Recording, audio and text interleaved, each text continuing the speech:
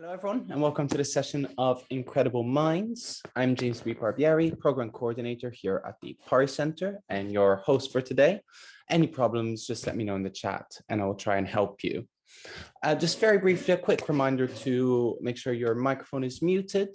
We do encourage you all to turn on your cameras.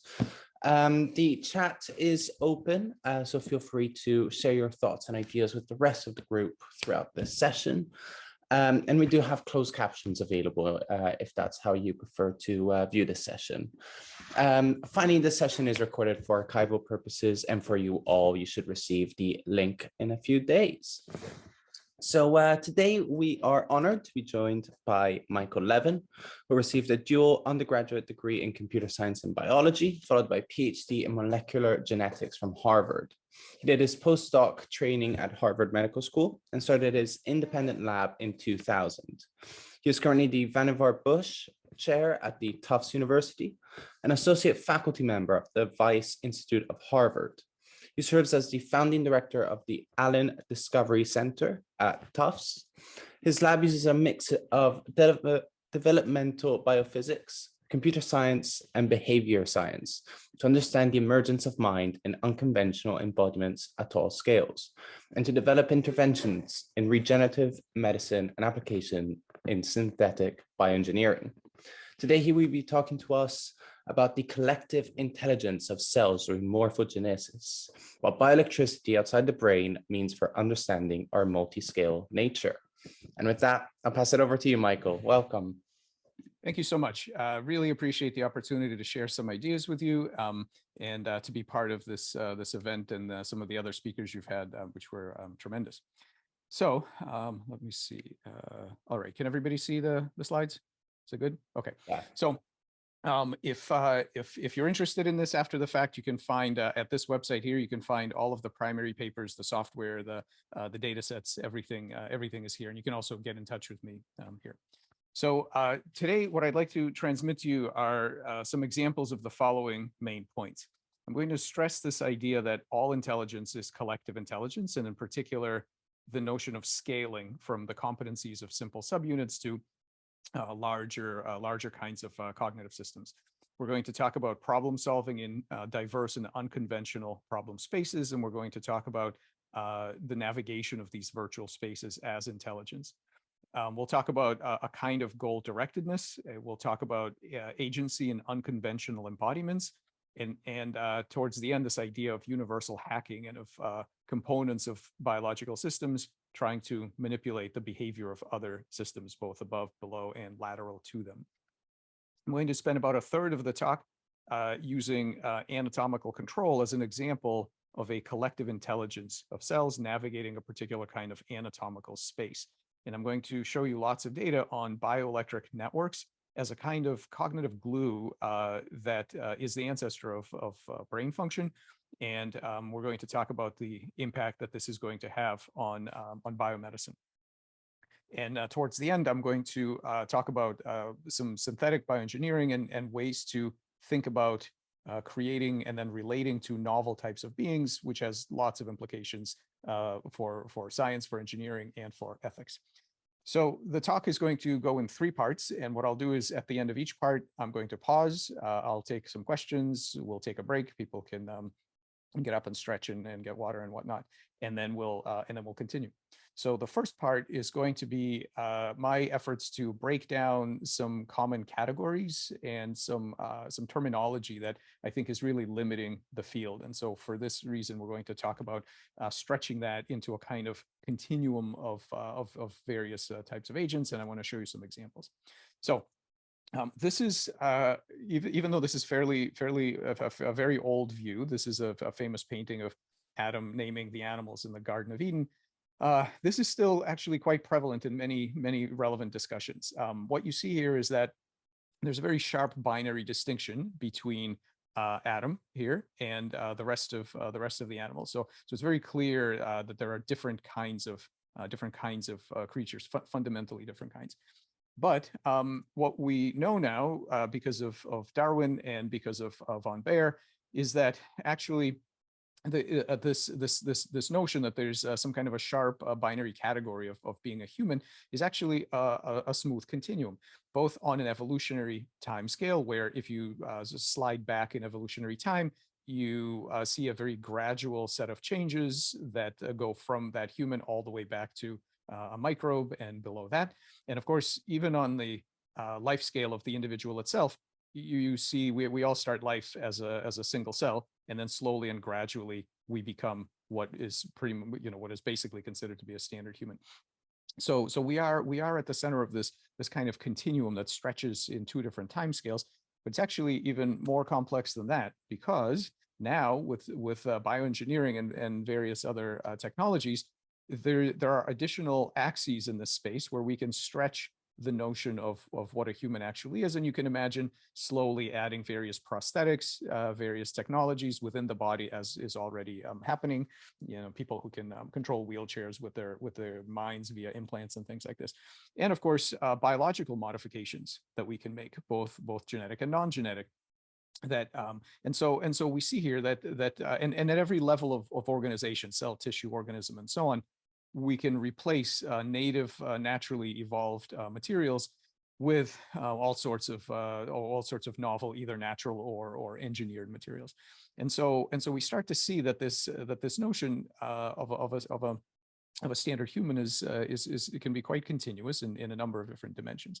And so I've been trying to develop a framework called TAME, and we'll talk about this more. It stands for Technological Approach to Mind Everywhere. And the idea is to be able to recognize, create, and relate to truly diverse intelligences, not just the familiar creatures like us and maybe birds and dolphins and things, but also really unusual creatures like colonial organisms and swarms and synthetic life forms that might be engineered, software, artificial intelligences, possible alien life if that's found. So all of these things ought to be able to be handled by a mature science of diverse intelligence. And this is they have to be dealt with the same set of concepts, regardless of what they're made of. So regardless of their composition or origin story, meaning evolved versus engineered or anything in between. And of course, I'm not the first person to try for something like this. So Rosenbluth, Wiener, and Bigelow did something like this in the 40s, where they gave us this ladder where you can see that all the way from basically passive matter all the way up through complex human metacognitive types of capacities, there are a set of great transitions, but nevertheless, these things are all on the same spectrum. The idea was that we should be able to understand how various types of material implementations can begin to have these kinds of functionalities. And so one of the essential ways of thinking about these things in my framework has to do with the relation of an observer, and that observer might be an engineer, it might be another conspecific, it might be some sort of a parasite, or in fact the evolutionary process itself, some sort of observer that is able to modulate what the system is doing. And so you can think about different ways of modulating a system depending on how sophisticated it is. So down here on this end of the spectrum, the only way you're going to make changes is by engineering directly at the hardware level. You're not going to convince a clock of anything. You're not going to reward and punish it. That's all there is mechanical engineering. But you can, cybernetics takes us to things like this, these thermostats, which have recorded set points. And so there you can do some interesting things, such as modify the set point without rewiring the hardware and get the system to take on a novel set of goals without having to rewire it. And then, of course, more complex systems avail us of an interface involving rewards and punishments and various other behavior shaping techniques where you can rely on the system to learn from experience. And then, of course, we have even more complex beings which are able to follow logic and so on. And so what you have, so the difference in all of these different systems is not what they're made of or how they got here, but it's what are the set of tools and techniques that you might use to relate to that system, all the way from physical rewiring to something that looks a lot more like psychoanalysis, where you're literally trying to affect the model that the system has of itself, of the outside world, and so on. So this shows you the kind of inclusive framework we're trying to make. And the interesting thing is that all of us made this amazing journey across the Cartesian cut. We were all once so-called just physics, physics and chemistry, a little blob of protoplasm and an unfertilized oocyte, quiescent. And then through the process of embryonic development, we became one of these functional creatures, or even something like this. The crucial thing about this process of self-construction is that there is no magical sharp red line at which point you go from being just physics to being a true cognitive being. So many people would like to look at themselves and say we have true, you name it, sentience, cognition, intelligence, whatever term you want. And then they would look at something like this, which is a little blob of chemicals, and they say, well, that certainly doesn't have any of those things. And so then you owe a story of how you got from here to there, and that story cannot be any kind of a sharp change. It has to be a gradual process that is in concert with what we know about embryonic development and so on. So that's interesting. So we go from matter to mind in this way that I think developmental biology is maybe the most magical of the sciences. But at least we tend to think of ourselves, once we get here, we tend to think of ourselves as some sort of a unified intelligence. And in fact, we often, people will contrast the kinds of thing that we are with something like ant colonies or bee swarms or something like that, and say, well, we talk about that as a collective intelligence, but that's a metaphor. We are a true intelligence. Collective intelligence is something else. But actually, this is not the case. And so Descartes, for example, was really interested in the pineal gland, because he said that the pineal gland was unique. It was an unpaired organ in the brain, and therefore the kind of a singular unified location for the mind to interact with the body. But if he had had access to good microscopy, what he would have discovered is that there isn't one of anything in the brain. In fact, inside the pineal gland, you see this, which is a huge number of individual cells. And if he had had this technology, he could have looked inside of any one of those cells and discovered that they, in fact, are made of a huge number of different components and various kinds of active matter. So there are mitochondria, there are little motors that zip up and down various filaments, just an incredible number of parts. And so all of us are collective intelligences. I'm not aware of any intelligence that is really just some sort of one indivisible diamond of mind. We are all made of parts of different kinds. And so this is the sort of thing we're made of. This is a single cell. It's called a lacrimaria. This is a unicellular organism. It has no brain. It has no nervous system, no stem cells. It has remarkable competencies over its physiological, metabolic, and anatomical goals. So you can see here that it's basically this is it hunting in its environment. If you're into soft body robotics, this is an amazing design challenge. We don't have anything remotely this competent. And cells have all kinds of other interesting capabilities. So this is the sort of thing that's studied in the field of diverse intelligence or basal cognition. I'll show you another example. This is a slime mold.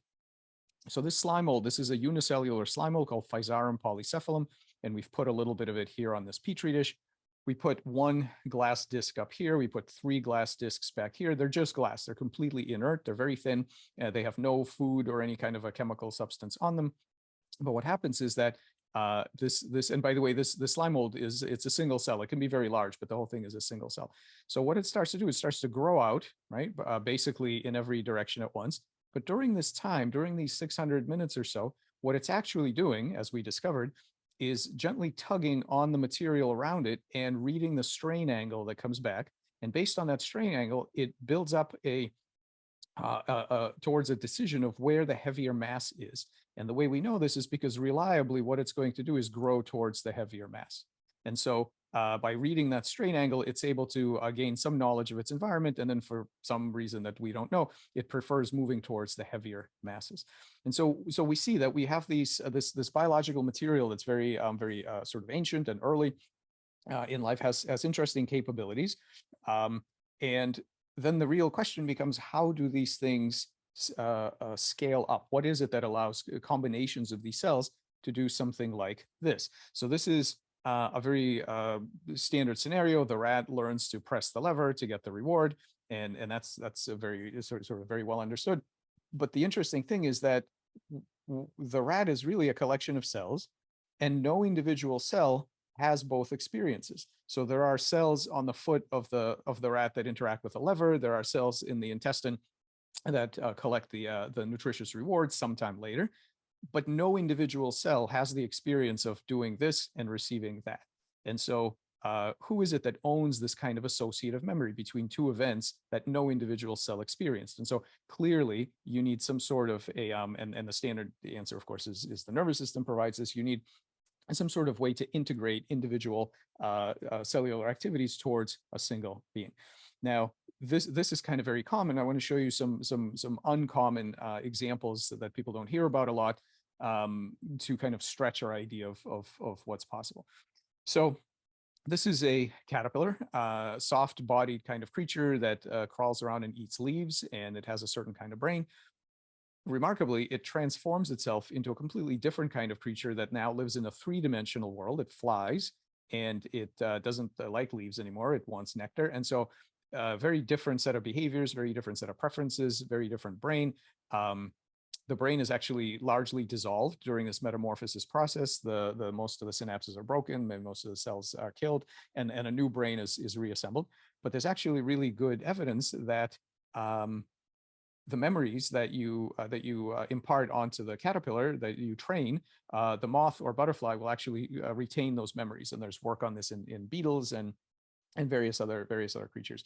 So you can think about two things: the practical issue of, isn't it amazing to have a memory medium that can basically be taken apart and put back together and drastically rearranged and still retain its information content? We don't have anything like that in computer science or anything like that. And of course, it raises some interesting philosophical questions, which is, never mind the older question of what's it like to be a butterfly. The question could be posed: what's it like to be a caterpillar slowly changing into a butterfly? Because this is a change that happens not on an evolutionary time scale, but actually during the lifetime of an active individual. And so this ability to retain memory through very drastic deformations is really maximized by this other system known as planarian flatworms. We'll talk much more about that. And these planarian flatworms, they can be trained, and if you train them, for example, to recognize these little bumpy patterns as the place where they get fed, what you can then do is amputate their head, which contains their brain. You are left with a tail. The tail sits there doing nothing for about 8 days. It slowly regrows a brand new head. And McConnell, who discovered this in the 60s and got a lot of flack for it, was actually completely correct in that these new animals with a brand new brain still remember that original information. And so what we have here is first evidence that information is not stored exclusively in their centralized brain, but actually apparently spread throughout the body. And you see this ability of those tissues to imprint that information onto the new brain as it develops. So this idea of information actually moving through body tissue. And so you can think about, there's this malfunctioning transporter experiment from Philosophy 101 where they say, well, there's this transporter, and so what it does is you step into it and it destroys the original body and recreates a molecule for molecule copy somewhere else. And so now you've transported, but what if it malfunctions and it doesn't erase the original copy? How many of you are there?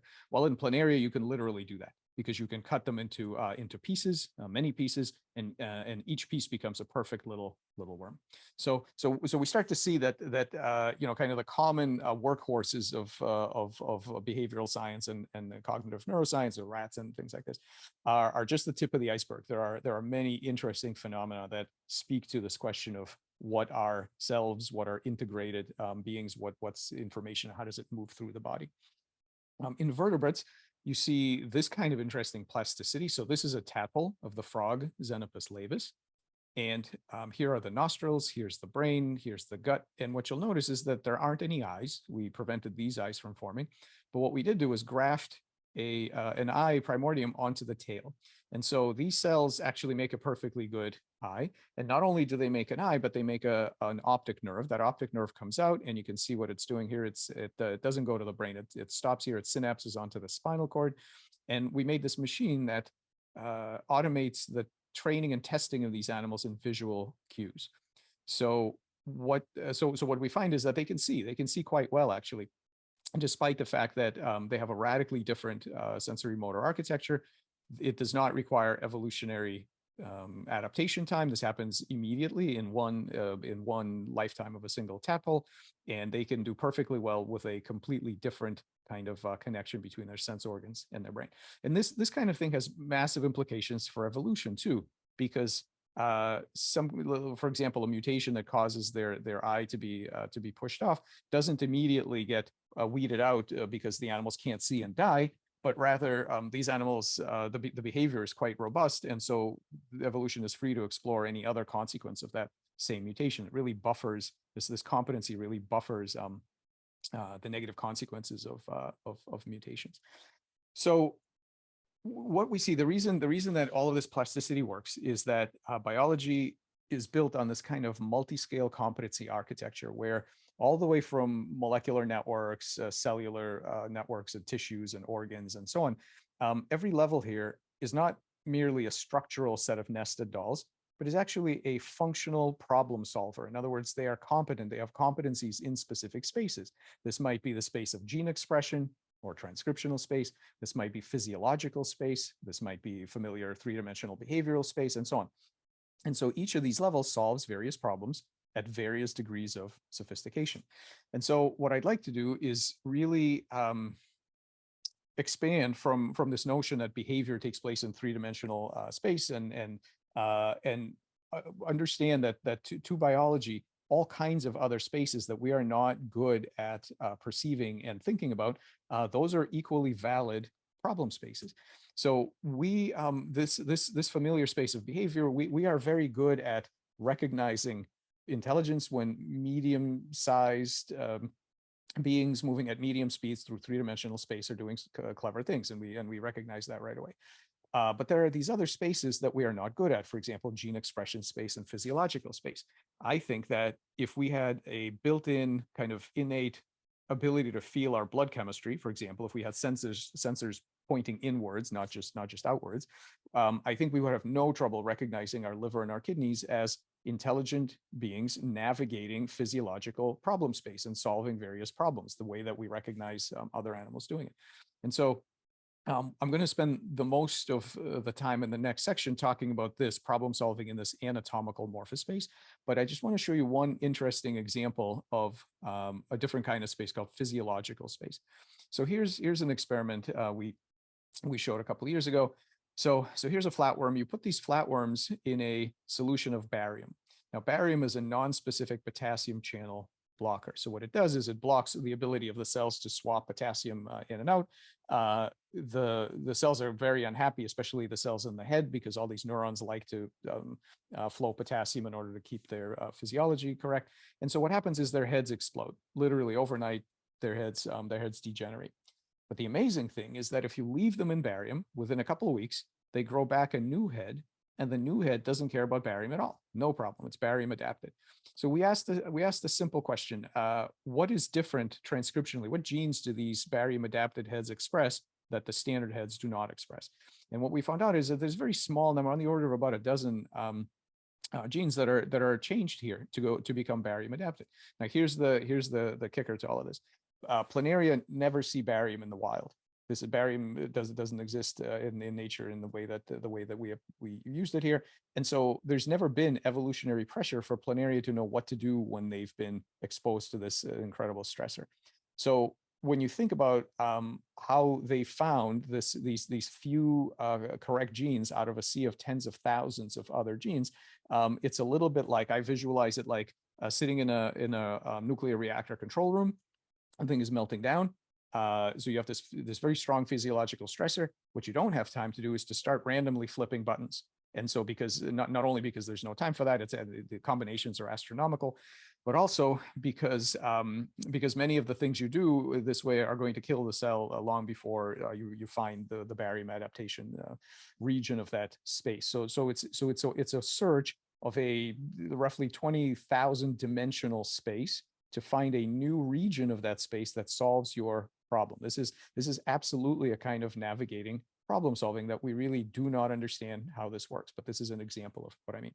And I think that what evolution does is pivot some of the same mechanisms and some of the same tricks, some of the same problem-solving strategies through various spaces, including very early life had to solve metabolic problems, and then some physiological problems, and then gene expression, and then anatomical morphospace, and of course 3D behavioral space once brains and muscles showed up, and then linguistic space, and who knows what else.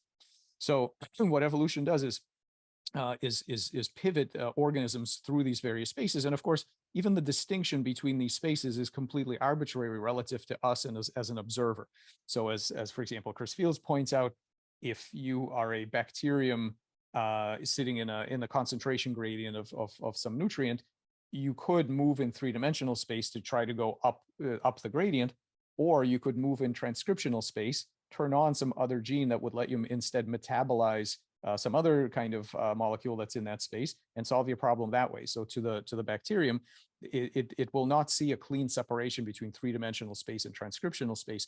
All of these things are effectors. All of these things are moves that it can make in its various spaces to solve problems.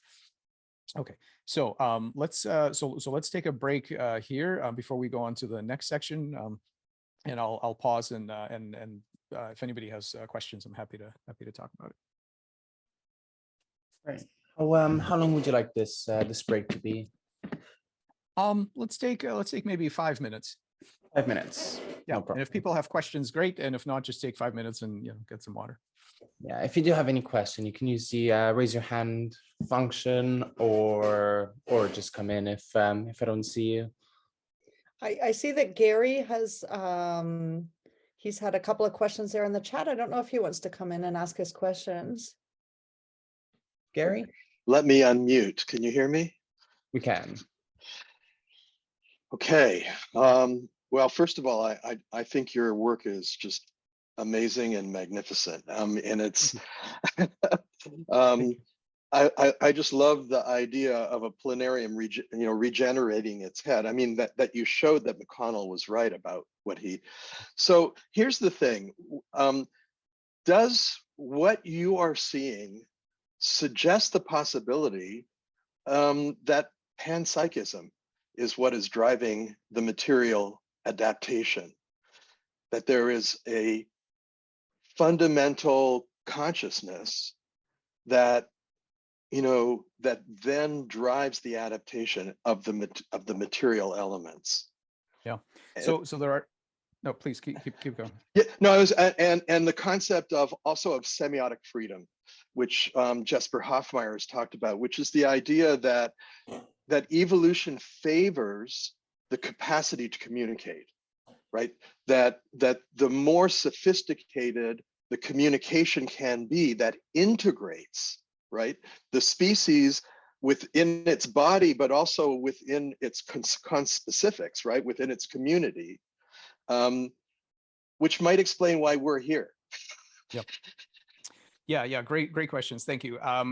There are two different dimensions to this question. One is overall the concept of panpsychism, and I think if you would wait till the very end, and we'll talk about this after the third part. But the other interesting part you said is about the driving of evolution.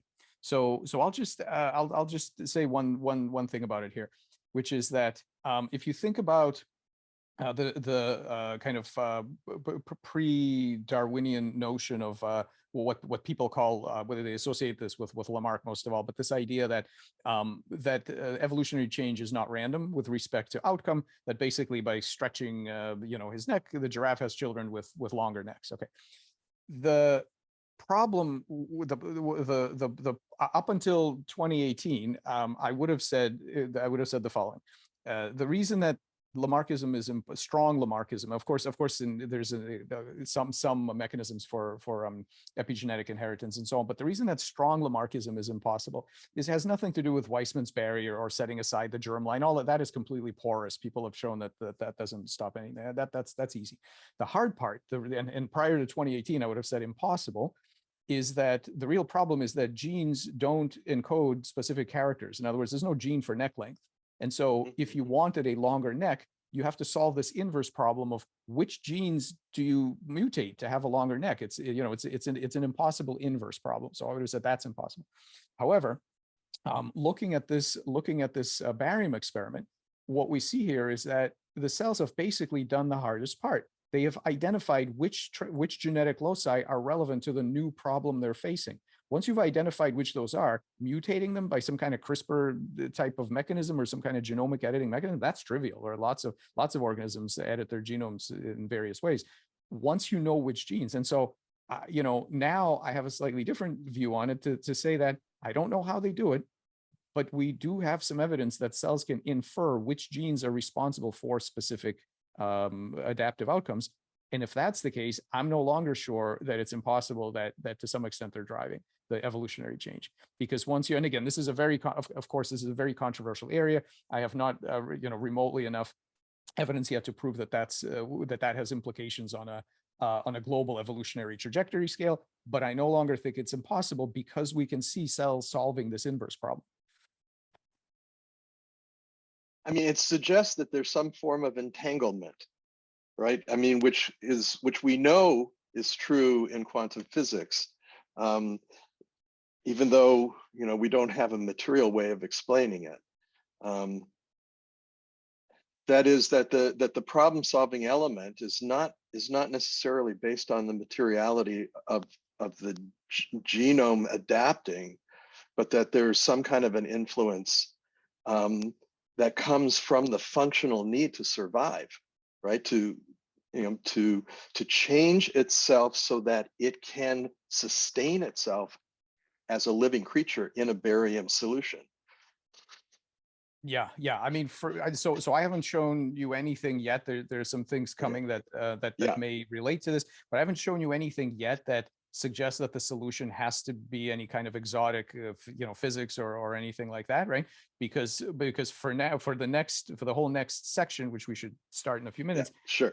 What you'll see is that there's a tremendous amount of intelligent problem solving that can be squeezed out of a perfectly conventional set of mechanisms. Not to say that there aren't others, but we haven't yet, I think, come to the point where we need to invoke anything more exotic. But we'll see.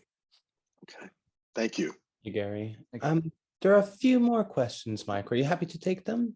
Let's say one more, and then at the end I'll stay as long as people want afterwards. But we'll move on to the second section. Perfect. Thank you. Beth, did you have a question? Yes. And like Gary, I want to just say this is just absolutely fascinating. But unlike Gary, I'm not a scientist, so this is probably naive. I'm trying to bring together an idea from the very first of what you said and what you said at the end. And that has to do with the scale and the continuum. I'm curious, thinking about human beings or higher critters, that we have an awful lot of diverse things within us. And I'm just curious if we don't have a lot of that, what you call the physical space, the continuum that goes across time, the evolutionary type, we must be just a polyglot of different levels of evolutionary development. Is that so? Yes. You've anticipated a chunk of the third part of the talk. Yeah. You stay tuned. That's coming. You are 100% on the money there. Yeah. It's coming. Okay, so let me move on to the second part, and then we will we can come back to any of this. So the second thing that I want to talk about is to really give you an example, a very concrete example of an unconventional collective intelligence, of a problem-solving system that doesn't look like what we're used to thinking about as intelligent systems. And what we're going to use for that example is the distributed collective intelligence of cells as they undergo morphogenesis. And then specifically, we'll talk about bioelectricity. So let's, I like to start by noticing this interesting thing. So Alan Turing obviously needs no introduction, kind of the father of computer science and some other things.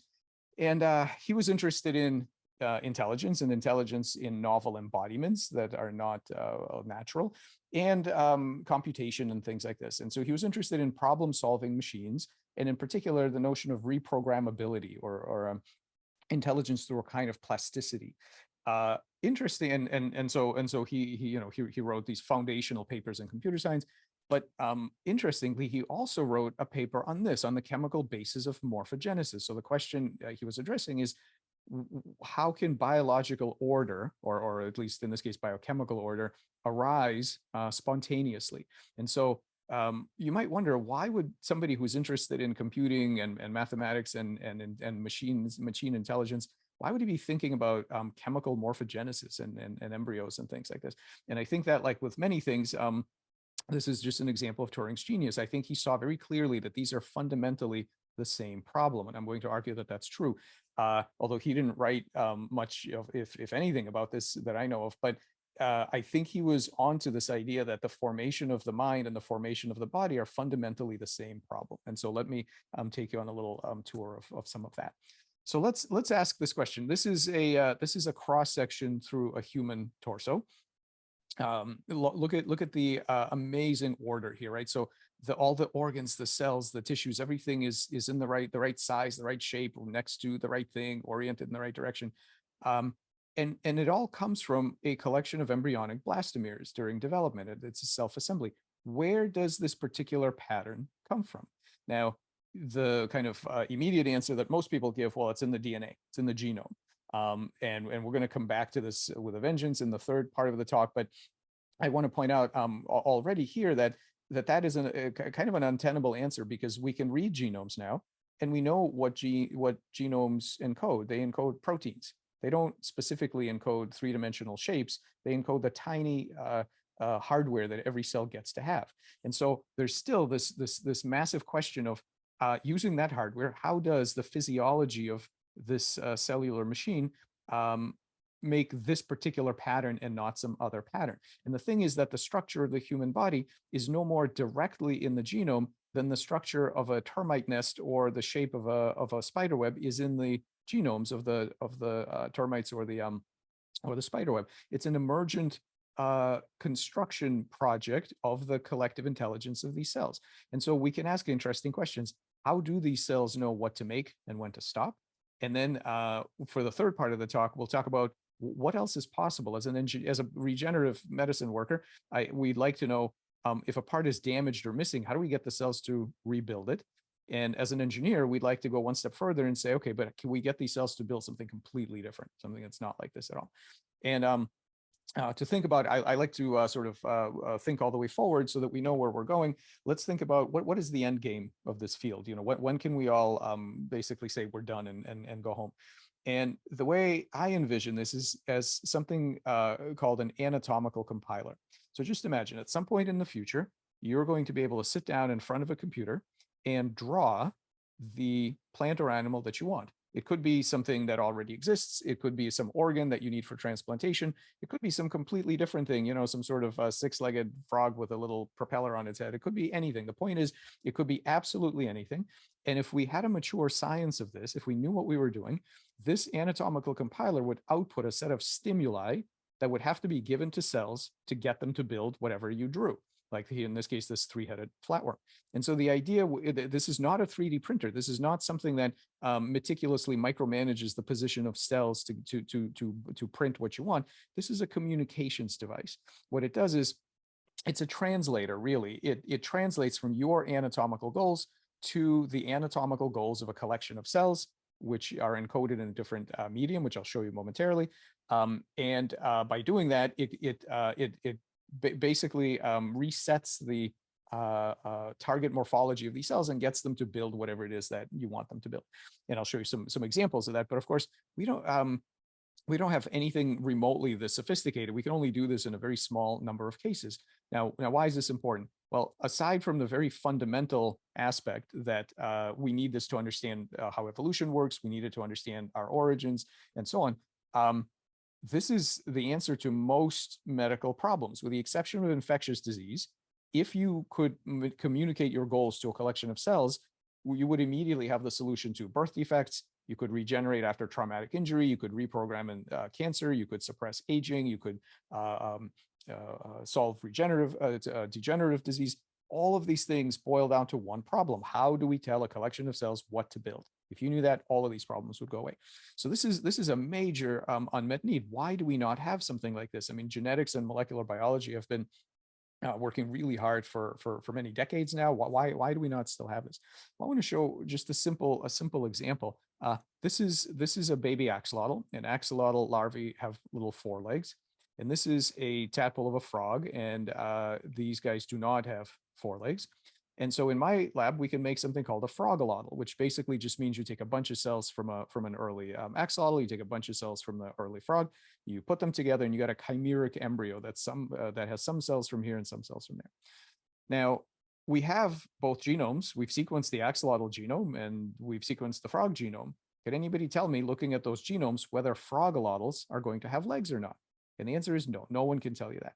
And that is because while we do have some good frameworks for understanding what a single cell is going to do biochemically by looking at its genome, we have almost no ability to look at a genome and guess what the collective is going to do. Either a pure collective like this. I mean, you can't even predict the shape of a single animal from its genome either, but certainly not in these chimera cases. What we do not understand yet, despite all the biochemistry and genomics and everything else, what we don't understand yet is collective decision making. We do not understand how cells with specific hardware make decisions about large scale shape. And so here's where we are today. We're very good at manipulating molecules and cells and making networks and so on, but we're really a long way from form and function. And I'm going to argue that from controlling large scale form and function. And I'm going to argue that the reason for this, and the thing that holds back really radically transformative regenerative medicine, is that all of molecular medicine today is roughly like this. This is what programming looked like in the 40s and 50s. I mean, you can see what she's doing. She's really, literally rewiring the machine by pulling wires in and out. This is hardware control. Now, the reason that you don't get out your soldering iron when it's time to go from Microsoft Word to Photoshop on your laptop is that what computer science has figured out is that there are higher level ways to interact with the system that does not require you to rewire the hardware, meaning that you're taking advantage of the inherent plasticity, competencies, and various other capacities in the software of the system, in the activity of the system that you can guide with stimuli, with signals, such as hitting a keyboard in the case of the computer. And that's what gave us the information technology revolution. Biology, to a large extent, is still here because all of the exciting technology, so genome editing, CRISPR, protein engineering, single molecule approaches, all of it is down at the level of the hardware. All the excitement is at the level of hardware. We haven't even begun to scratch the surface of what the actual biological software can do, specifically the intelligence of the various biological components. Now, what do I mean by when I say intelligence? There are many definitions. I like this one. This is William James, who gave us a strikingly prescient definition of intelligence. It's very good because it doesn't say anything about brains or what you're made of or anything like that.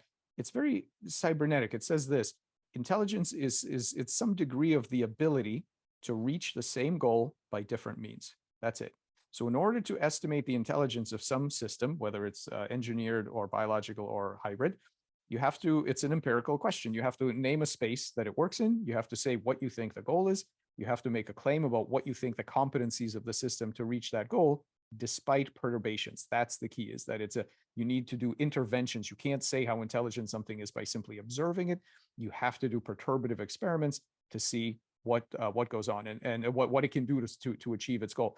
And in particular, James gives a very nice example, which is the spectrum between two magnets trying to get together and Romeo and Juliet trying to get together. And the difference is very simple. And there's many things in between, right? If you've got two magnets, they have some competency to try and meet each other. But if you put a piece of wood in their way, that's it. They're going to stand there pressed up against it. They have no ability to go around or do anything else. So that's sort of the minimal competency. Romeo and Juliet have massive competencies to go around various physical and social barriers to get what they want. And in between, there are all sorts of self-driving vehicles, worms and cells, and different kinds of creatures that have different degrees of competency to reach various goals. So let's talk about this then. If that's the definition of intelligence, let's ask, what kind of collective intelligence do these cellular swarms deploy? I've made this argument that the cells of the body making an embryo are a kind of collective intelligence. I'm not simply saying that they have a complex outcome. Feed-forward emergence of complexity from simple rules is commonplace. Many systems do that. That's not what I mean. They have a specific ability to adapt to perturbations. That's more than simple emergence. And let me show you some examples. So development is quite reliable and has the ability to reach the specific region of anatomical morphospace, meaning the various different configurations that a body might have, to go from here to here. So you go from a single cell and then two cells to a whole body. But the amazing thing is that if you cut this embryo in half, you don't get two half bodies. You get two perfectly normal monozygotic twins. So this system is reliable, but it is not hardwired. In the face of this massive perturbation, it is able to still get to where it's going. So if you boil everything down to 2 dimensions, just for sake of illustration, the normal embryo does this, but the embryo cut in half, which is in a different location of that space, actually is able to get to where it needs to go. In this ensemble of states, this is the goal space, the goal states in that space. This is what all norms, or what are considered standard human anatomies are. And there are various other ways to get there, and there are local maxima that can be avoided, and so on. So being able to navigate to the same region from different starting conditions is a kind of intelligence that we view as navigation. Here is an example in an adult organism. This is an axolotl. So this is a salamander. This guy regenerates his limbs, his eyes, jaws, portions of the heart and brain, spinal cord, ovaries, amazingly regenerative. And what happens is that when a limb is amputated, and they bite each other's legs off all the time when they're housed together, so this is a natural experiment that happens, whether it's here or up here, the cells will very rapidly build what's needed, and they make a standard salamander leg, and then they stop. That's the most amazing part of regeneration. First of all, that it happens exactly the same way no matter where you start from, and second, that it knows when to stop. When does it stop? It stops when the correct salamander arm has been completed. So you can see that what this is an error minimization scheme. This is a system that is going to keep working and changing until a large-scale set point, a target morphology that looks like this, has been reached. Now, by the way, this is not just for frogs and worms. There are some examples. So, for example, the human liver is highly regenerative. Even the ancient Greeks knew that. I have no idea how they knew that, but they did. Human children can regenerate their fingertips. So below a certain age, they will have a cosmetically very nice regeneration of a fingertip amputation. And deer are a large adult mammal that regenerates a 1.5 centimeters of new bone per day when they're growing this. So bone, vasculature, innervation, skin, all of it. So this ability to, and in fact, in the correct pattern. So this ability to regenerate is sprinkled throughout the tree of life. It is really fundamental. And I want to show you one of my maybe all-time examples of creative problem solving in this kind of space. So in that salamander that I showed you in a newt, if you take a section through a little tubule that goes to the kidney, you see that it's like 8 or 10 cells typically that are that work together to make this lumen. One trick you can do is you can make the cells larger. You can force the cells to be larger. And if you do that, what happens is it adjusts. Fewer of those cells are there to make roughly the same size of lumen. That's already amazing that it adjusts the number of cells to the size of each cell. And that, being a newt born into this world, the embryo cannot count on having the right size of cells. It has to adapt on the fly. This is one of many things you can't count on as an embryo. You have to solve these problems from scratch every time. So what it'll do is it'll use the right number of cells. But if you make the cells truly gigantic, one single cell will bend around itself and leave a space in the middle to give you that tubule. What's amazing about this is that this is a completely different molecular mechanism than this. In other words, this is some sort of cell-to-cell communication, tubulogenesis kind of a thing. This is cytoskeletal bending. This is a single cell bending around itself. So look what's going on here. Different molecular mechanisms are being called up in the service of a high-level anatomical goal. This is what's known as top-down causation. In the service of a particular anatomical goal, different molecular mechanisms can be called up. So this ability to adjust to circumstance has to do with external circumstances like being injured or being cut in half or losing a limb. but also internal circumstances. Not only can't you count on your body maintaining a particular shape, you can't even count on your own parts. You have no idea what size your cells are going to be when you come into the world, and you still have to be able to solve this problem. So this is amazing. And again, not through eons of evolutionary change. This happens immediately in one generation. So the final example I want to show you is something that we discovered a few years ago. Here's a normal tadpole. Here are the eyes, the brain, the nostrils, and the mouth is here. So these tadpoles have to become a frog. In order to become a frog, they have to rearrange their face. So the jaws have to move forward, the eyes have to come in, various things like that. And it was thought that this is a hardwired process. Basically, every organ in the face moves in a certain direction, a certain amount, and that way, if you just know which direction and how much, you'll go from a standard tadpole to a standard frog. We made the hypothesis that this was actually a more intelligent process than that. And so how do you test it? With perturbation. So what we did was we created what we call Picasso tadpoles. So the eye is off to the side, the jaws are on top of the head, everything is kind of scrambled. And what we found is that even those animals generally make pretty normal frogs, because all of these organs move in novel, unnatural paths to get to where they're going, and then they stop. Actually, they sometimes overshoot. They sometimes go too far and then have to come back. But all of these things move around until they get to a pretty normal frog face. So what this is this idea that genetics isn't specifying some kind of hardwired rearrangements. What it actually specifies is a problem-solving machine, and we'll get to more of this in the third part of the talk, that can recognize unexpected states and take corrective action. It's an error minimization scheme. So how might that work? And here's what we have. The standard story of developmental biology looks like this. There are genes that interact with each other as gene regulatory networks. They make proteins which do things. Some of them are sticky, some of them diffuse, some of them exert force, and so on.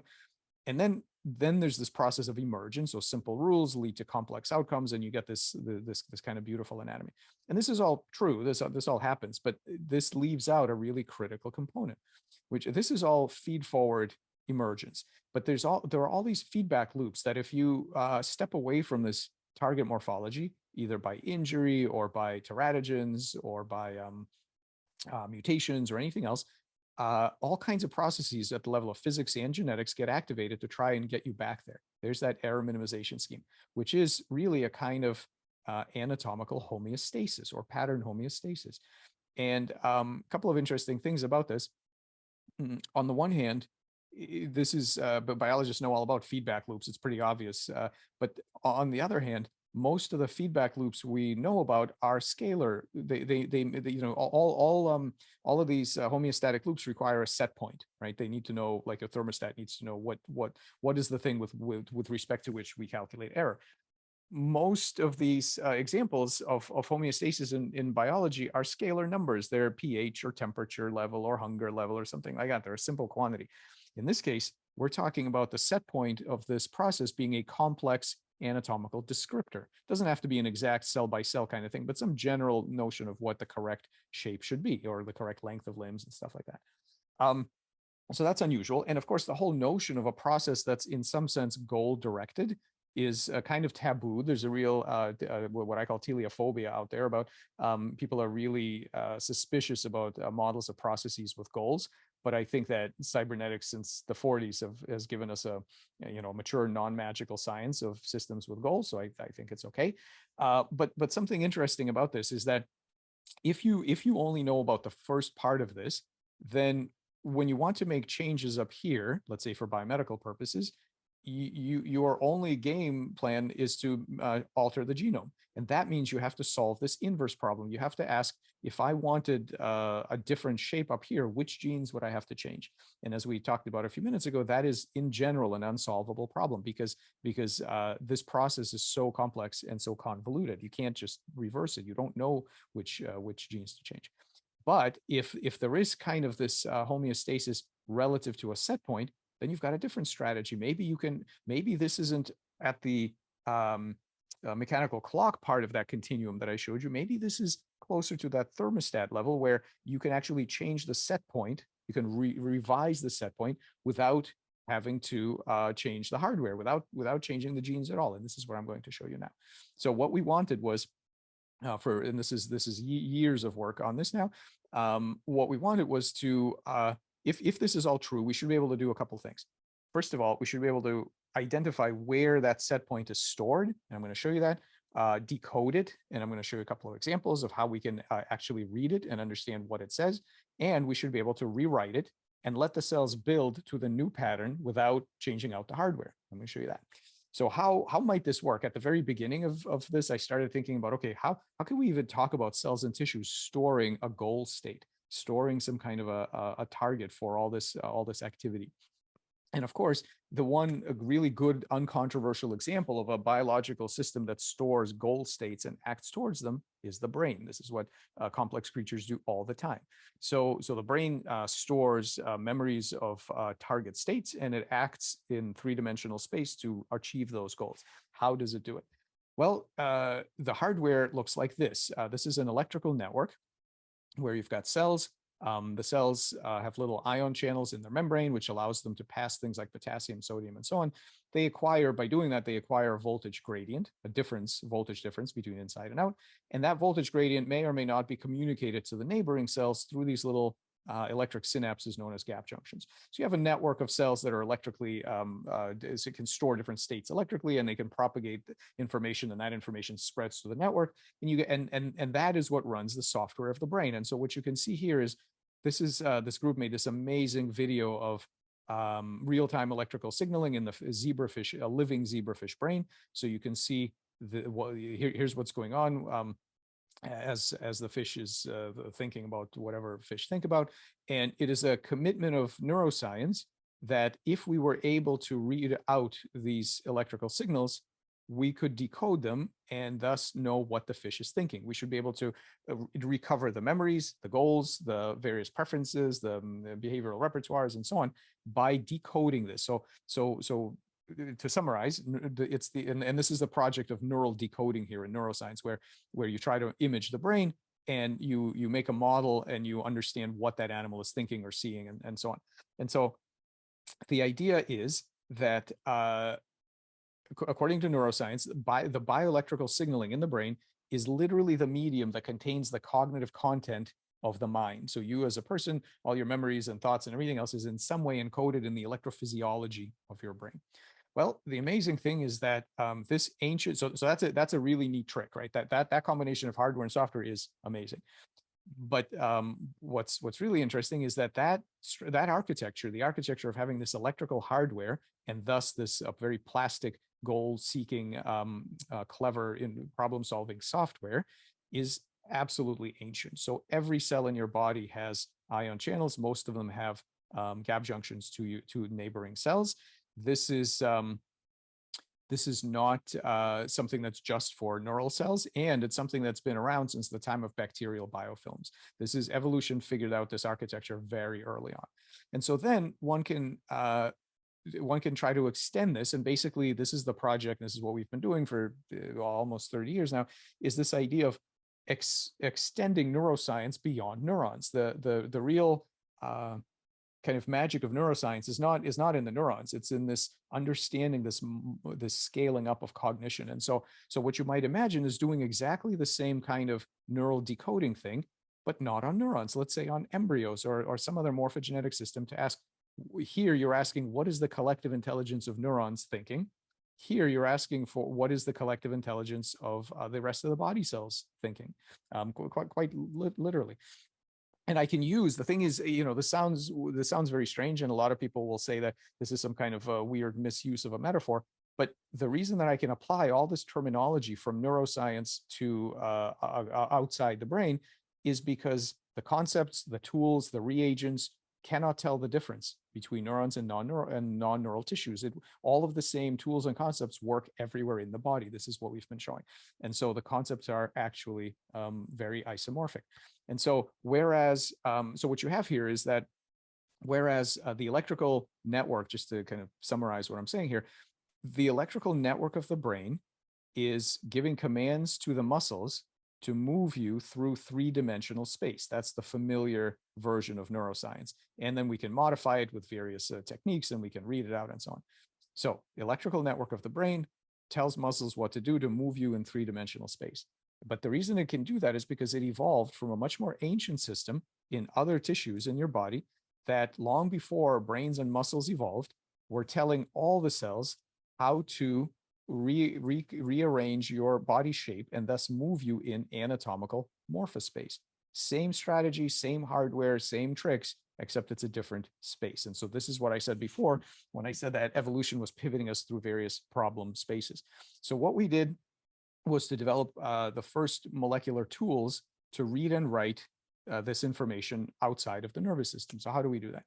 So the first thing is a voltage sensitive fluorescent dye. So this is a chemical that emits different, either different brightness or different wavelengths, light, depending on the electrical properties of the cell that it's sitting in.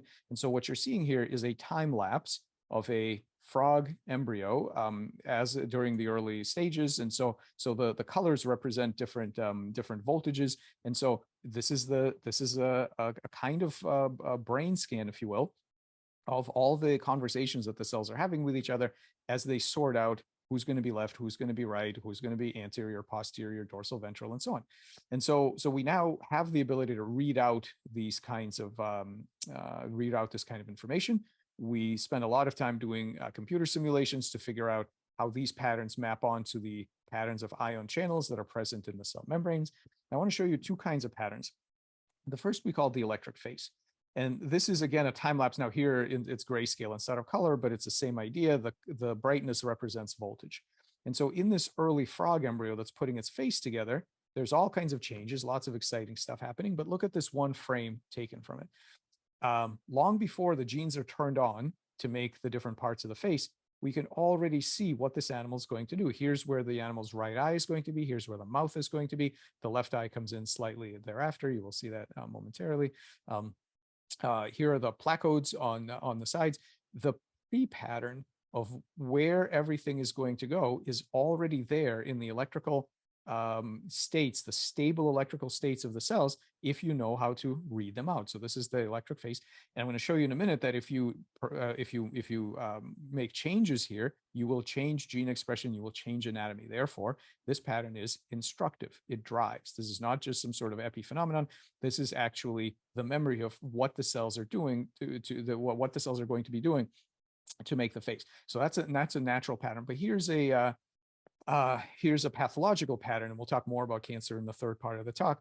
If I inject a human oncogene, there will be a tumor, and but before that tumor forms, I can already see where the cells are starting to defect. They acquire this abnormal bioelectric state, and I can already see where the tumor is going to be. So this is a pathological pattern. So in addition to being able to observe all this stuff, which is nice, but it's just observation, what we developed were a set of tools patterned on exactly the same thing done in neuroscience to study synaptic plasticity and intrinsic plasticity, and basically be able to now, so I showed you how to read the patterns. I'm showing you how to write the patterns. So you can rewrite those patterns by manipulating the gap junctions, these electrical synapses. So that controls the connectivity of this network. Or you can actually open channels, open them using drugs, or close them using drugs, using light, the various kinds of stimuli to control the voltage of every cell. So to be clear, there are no applied fields, there are no electrodes, there's no electromagnetic radiation, there are no magnets, nothing like that. This is molecular physiology using the natural interface that these cells are exposing to us. This is the same interface that they use to hack each other. So this is the way the cells are communicating, and we're just hijacking it. So there are no external fields, nothing like that. Okay, so using this technology, then we know what happens when you use it in the brain. So somebody like Tanagawa at MIT can use this to put false memories into the brains of mice using exactly this technology in the brain.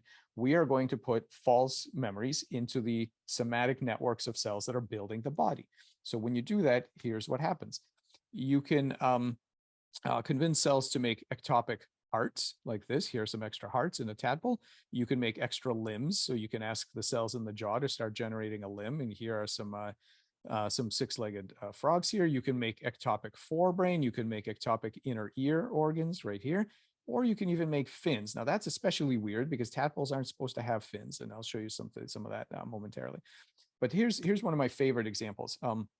I showed you, if you remember that electric face, one of the things about that electric face was that there was a pattern that said where the eye should go. It represented the location where the cells should become an eye. And so we simply said, okay, if we try to reproduce that electrical state elsewhere in the body, can we induce some other kinds of cells to be an eye? And so we did. So we injected some mRNA encoding some potassium channels into a different type of cells that were not going to be that region. In particular, they were this gut. They were fated to be gut. And if you do that, if you create that pattern in those cells, sure enough, they will build an eye. And these eyes will have all the right cell layers. So retina, lens, optic nerve. They'll have all that stuff. Notice a couple of interesting things. Number one, this bioelectric pattern is instructive. It tells cells what to do. It doesn't just ruin the old pattern. It actually can call up whole organs.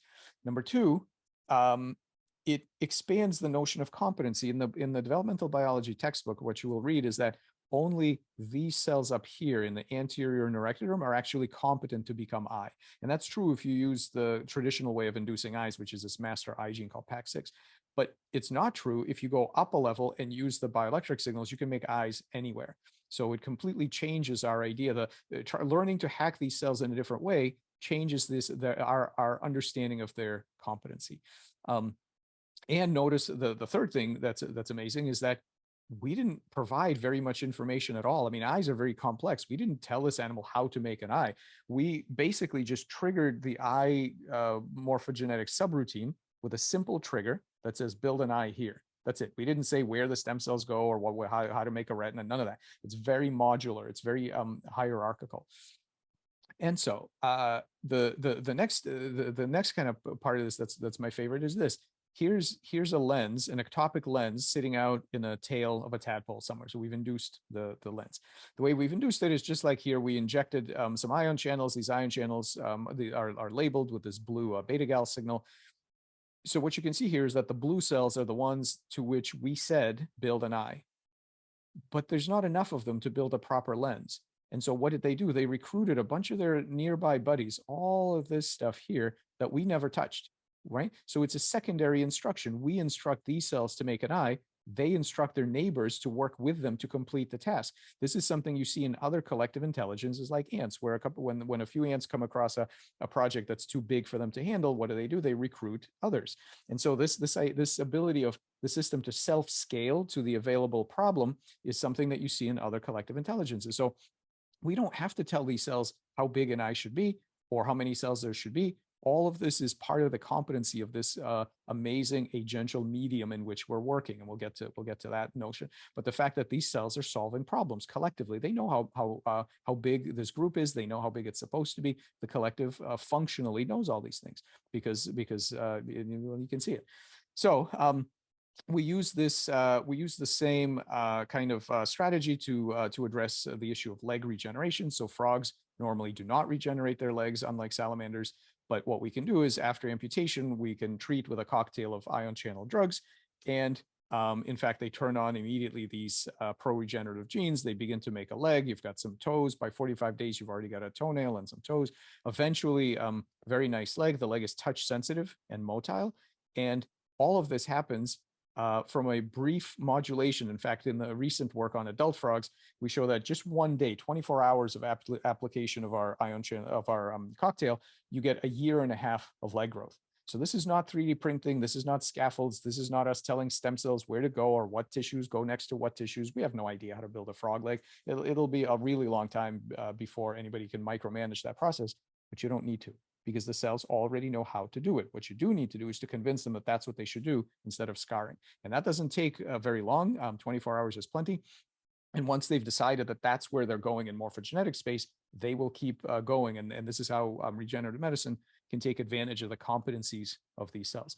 And here I should do a disclosure, because David Kaplan and I are co-founders of a company called Morphoceuticals Inc. And what we're trying to do is the same thing in rodents. So David makes these amazing wearable bioreactors that apply to the wound site, our drug payloads, which are various things that attempt to convince the cells that they should regenerate. So hopefully, eventually, we'll be using this in clinical practice. For now, we've done it in frog. We're currently trying to do it in mammals, and eventually, hopefully, in patients.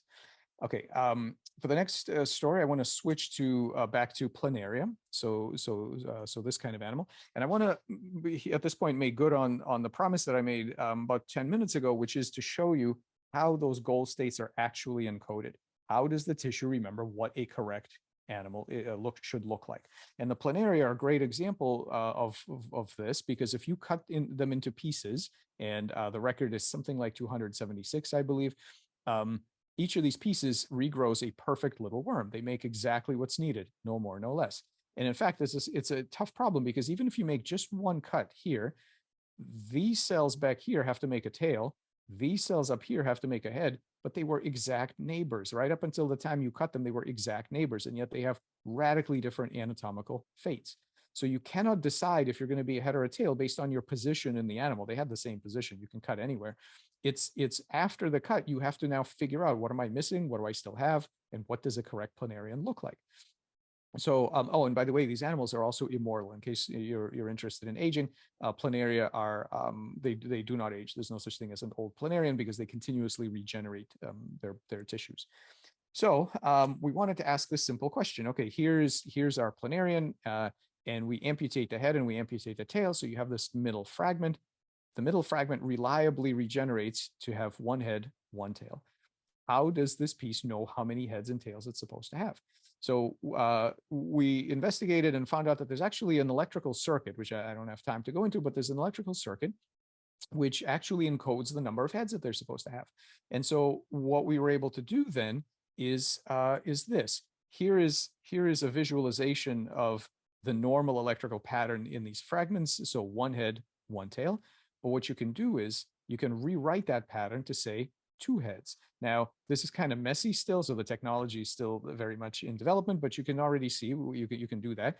And when you do that to this animal, they go ahead and they make a two-headed flatworm. This is not Photoshop. These are real two-headed animals. Notice something interesting. So here's anatomically one head, one tail. The gene expression for the head is, of course, in the head, and so on. This animal, this bioelectrical map is not a map of this two-headed guy. This is a map of this perfectly normal, anatomically normal, one-headed animal. Not only is his anatomy still normal, his molecular biology is still normal. The anterior marker is still only on in the head, not in the tail. So, and yet, if you were to cut them, they go on and to make two-headed flatworms. So let me pause here and just explain, to underline what's going on here. This bioelectrical pattern is what I promised before as a readout of where the information for the target morphology, the correct pattern to build, this is where it's stored. It is literally stored in this electrical map, the way that memories are thought to be stored in the brain. Also, a single normal planarian body is able to store one of two different ideas about what a correct planarian should look like. In other words, this again sounds very much like the nervous system, where the exact same hardware, your brain, can store many, many different types of ideas, and you do not have to genetically edit your brain to have them to have it store different types of information. It's just built to have different targets that it can remember. And so, and the third amazing thing about this is that this pattern memory is a kind of counterfactual, meaning that this is a memory of what I am going to do if I get injured in the future. It's not what I'm doing now. It's what I will do if at some point in the future I get injured. So that ability to, it's a very primitive version of what's sort of magical about brains, which is this ability to mental time travel, to think about, to have memories of things that happened long ago and are not true now, and to have anticipation of things that might happen in the future that are also not happening now. People think that this is very much the kind of thing that brains do, and it is, but the evolutionary precursors of that are ancient, and even the planarian morphological intelligence has a degree of ability to do this kind of mental time travel. Now, why do I keep calling it a memory? Because if you take these two-headed worms and you cut them again in plain water, no more manipulation of any kind, they continue to form two-headed animals. So no genetic change. The hardware is untouched. The genomes here are exactly the same. We haven't done any genomic editing, nothing wrong with their genomes. And yet, this is a permanent line of animals that will continue to generate two-headed creatures even though they have the normal wild type genome. So the question of where is, remember that slide I showed at the beginning, that human torso, and I asked, where is that information stored? Where is the information stored for the number of heads a worm should have? It isn't genetic, because you can take the exact same genetic hardware and have it be two-headed.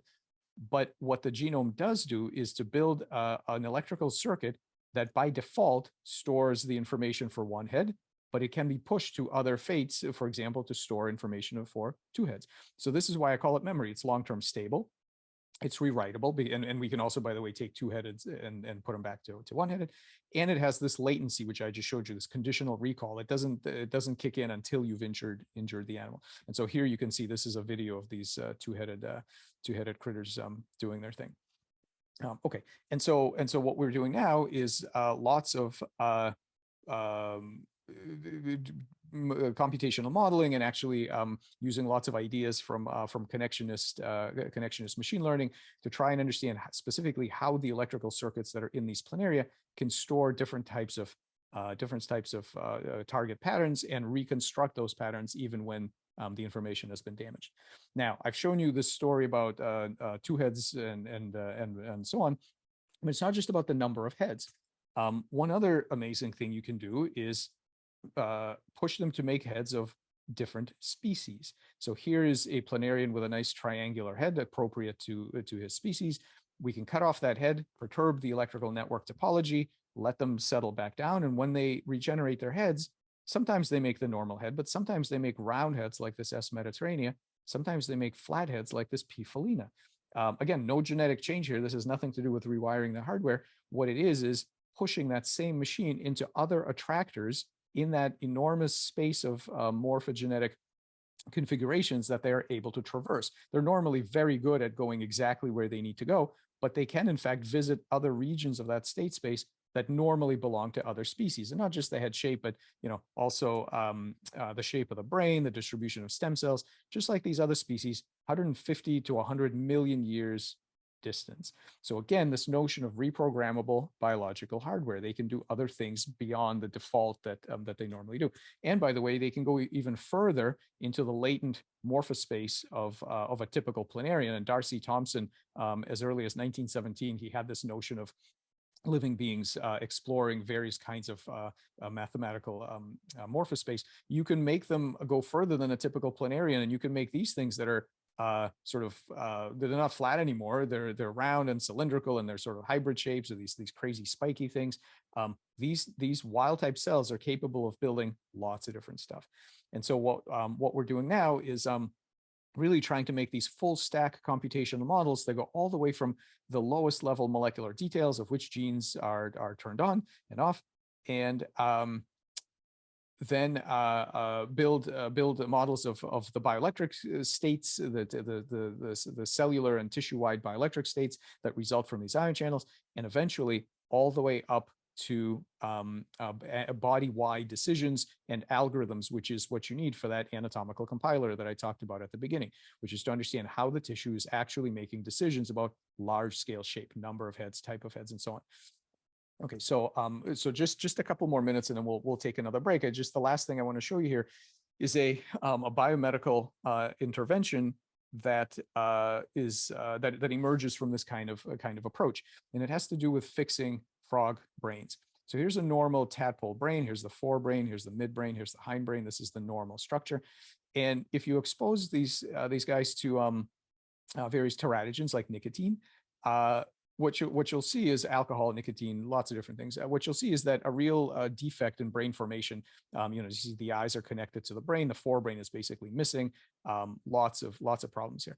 And so we wanted to know, well, how would you fix something like this? It's very complex. How we don't want to try to tell every cell what to do. How do we fix this? And so Alexis Pajtak, who's a member of our Allen Discovery Center, made this computational model. And with Vaibhav Pai, who's a staff scientist in the group, they simply asked the question: what underlies the bioelectric gradients that normally tell the cells how big a normal and what shape a normal brain should be? And so when you have a model like this, you can ask it questions, and you can say, well, if the pattern is incorrect, what would we have to do to make it correct? And so the model gave us an answer. It said, well, there's this particular channel called HCN2, and if you were to open that up, it would be the pattern would be restored and the cells would know what to do. And so here's an example, and this is actually a much more difficult case than that teratogen case I showed you. This is a notch mutation. So notch is a really critical neurogenesis gene. In the absence of notch, you can see the forebrain is gone, the midbrain and hindbrain are a big bubble full of water. I mean, these animals are profoundly affected. But even though that notch mutation is there, if you force the cells to have the correct bioelectrical pattern by using the strategy given to us by the computational model, the brain becomes normal. So they get their shape of the brain back, they get gene expression back, and they get their IQs back. Their IQs, their learning rates are indistinguishable from controls. So this is an amazing example of not only instructively repairing complex defects using this bioelectrical approach, but specifically fixing a hardware defect in software. And I'm not saying that's going to work for all genetic defects. There are many things that bioelectrics are not going to work for. But it's again this idea of plasticity. The idea is that broken hardware is not the end of the line. That if the algorithm is good, which for example in planaria it's absolutely amazing, if the algorithm is good, you can often get around these defects and still get to where you need to go if you can remember what the correct pattern is. And so the biomedical roadmap looks roughly like this. We're making this sort of turnkey system where, and you can sort of play with parts of it are already online. Where you know what the incorrect pattern currently is. You should have you should know what the correct pattern is, and this is something that we're still working on to acquire these physiomic data sets. And then the model can actually tell you which channels and pumps to trigger, so how to communicate your anatomical goals to that set of cells. And then, of course, once you know which channels, then it's pretty easy to pick drugs that you already know. So the kind of looking forward, the impact on biomedicine is to complement all of this, all of these current kind of technologies. So surgery, transplants, stem cells, genomic editing, rewriting gene regulatory networks, molecular drugs that target proteins, and so on. All of these things are bottom up. They're micromanagement. They're targeting the pathways to exactly do what you need it to do. You can complement that by taking advantage of the tissue intelligence. And so we've talked about, in this part of the talk, we've talked about many examples of cells and tissues solving problems. They can find new ways to deal with physiological challenges, with anatomical challenges, and with gene expression challenges. So they have various competencies. They can recruit neighbors as needed. They can find different paths to the same outcome. And if we can take advantage of all those subroutines through either cell training or tissue training or various kinds of other triggers, which we call morphoceuticals and the subset of electroceuticals, then I think and you can find all the details here, really transformative types of regenerative medicine are going to be available. And I think that overall, and possibly surprising nobody who works in these sorts of traditional alternative medicine modalities, the future of this approach is going to look a lot more like a kind of somatic psychiatry than it is like chemistry, because bioelectricity is that interface layer that enables top-down controls, in other words, memories of global patterns in various spaces, to filter down to the molecular machinery that actually activates them. And so that's something that's really quite unique to this bioelectrical layer. And it's not just some, this is important to mention, it's not just some rare thing that works in the case of hypnodermatology and mind-body medicine and weird altered states and biofeedback. It works 24/7 in your body. When you decide in the morning, you wake up and you decide that you're going to work, that high level cognitive intent of what you want to do has to depolarize your muscle cells for you to be able to get out of bed, right? So voluntary behavior is already showing you this mind-body connection, this idea that these high-level executive cognitive goals have to eventually trickle down to control molecular events in your muscles and in your glands. So this is the way our bodies work as a multi-scale system, all the way from high-level cognitive structures down to the molecular pathways. And bioelectricity is the layer that does that. So I'm going to call a break now. Let's take a couple minutes everybody get some water. I'm going to be back in about 3 minutes, and then people can ask questions. But take a break for a few here. All right, I'm back. If anybody wants to start asking questions. Yes, I can see Matthew's got his hand up already. Great, thank you. Hey, Michael, thanks so much for this really astonishing research that you're doing. This is wonderful to listen to. I know you're a scientist, but I think you're also verging on some deep philosophical questions here. And so I want to ask you if you think that the work that you're doing, showing the work that these bioelectric fields do, it's obviously challenging a certain kind of reductionism. But do you think there's a new philosophy of nature opening up as you push the frontiers of biological science? And what I mean here is, particularly to give an example, and on the question of memory, it seems to me that the distributed memory that you're finding in multicellular organisms seems to suggest something more along the lines of the philosophy of nature that Bergson or Whitehead would suggest, where memory is not, as the scientific materialist philosophy of nature would suggest, something that's memory would be something, it could only be something stored through some material trace. What Bergson, Whitehead, and other thinkers in that vein would say is that to understand memory or consciousness, you really need to see nature as this process of what Whitehead would call accumulation, so that the past is inherited in the present, and it's still present. The past is present, in other words. It's not gone, it's not somewhere else. It doesn't need to be recorded on some material medium necessarily, though of course traces are left as nature accumulates in this process of growth. And so it seems to me that memory therefore becomes something that, if we're going to talk about how or where is it stored, it's stored everywhere, not only in the organism, within the skin boundary of the organism, but the whole environment is in some sense storing the memory, if we want to think of it that way. If you take the organism out of its environment, is it really going to be able to produce the form that we would think it's remembering, right? Because it depends on all its environmental context to do what it does. And so, yeah, that's one example of what a new philosophy of nature might suggest as regards memory. But how do you see your work venturing into these deeper philosophical questions? Yeah, so let's say this. I think that the right way to think about the relationship between the experiments and all of that and these different philosophical takes is as a set of and my so my framework, you can, in fact, you can see it here, it's called the TAME, technological approach to mind everywhere.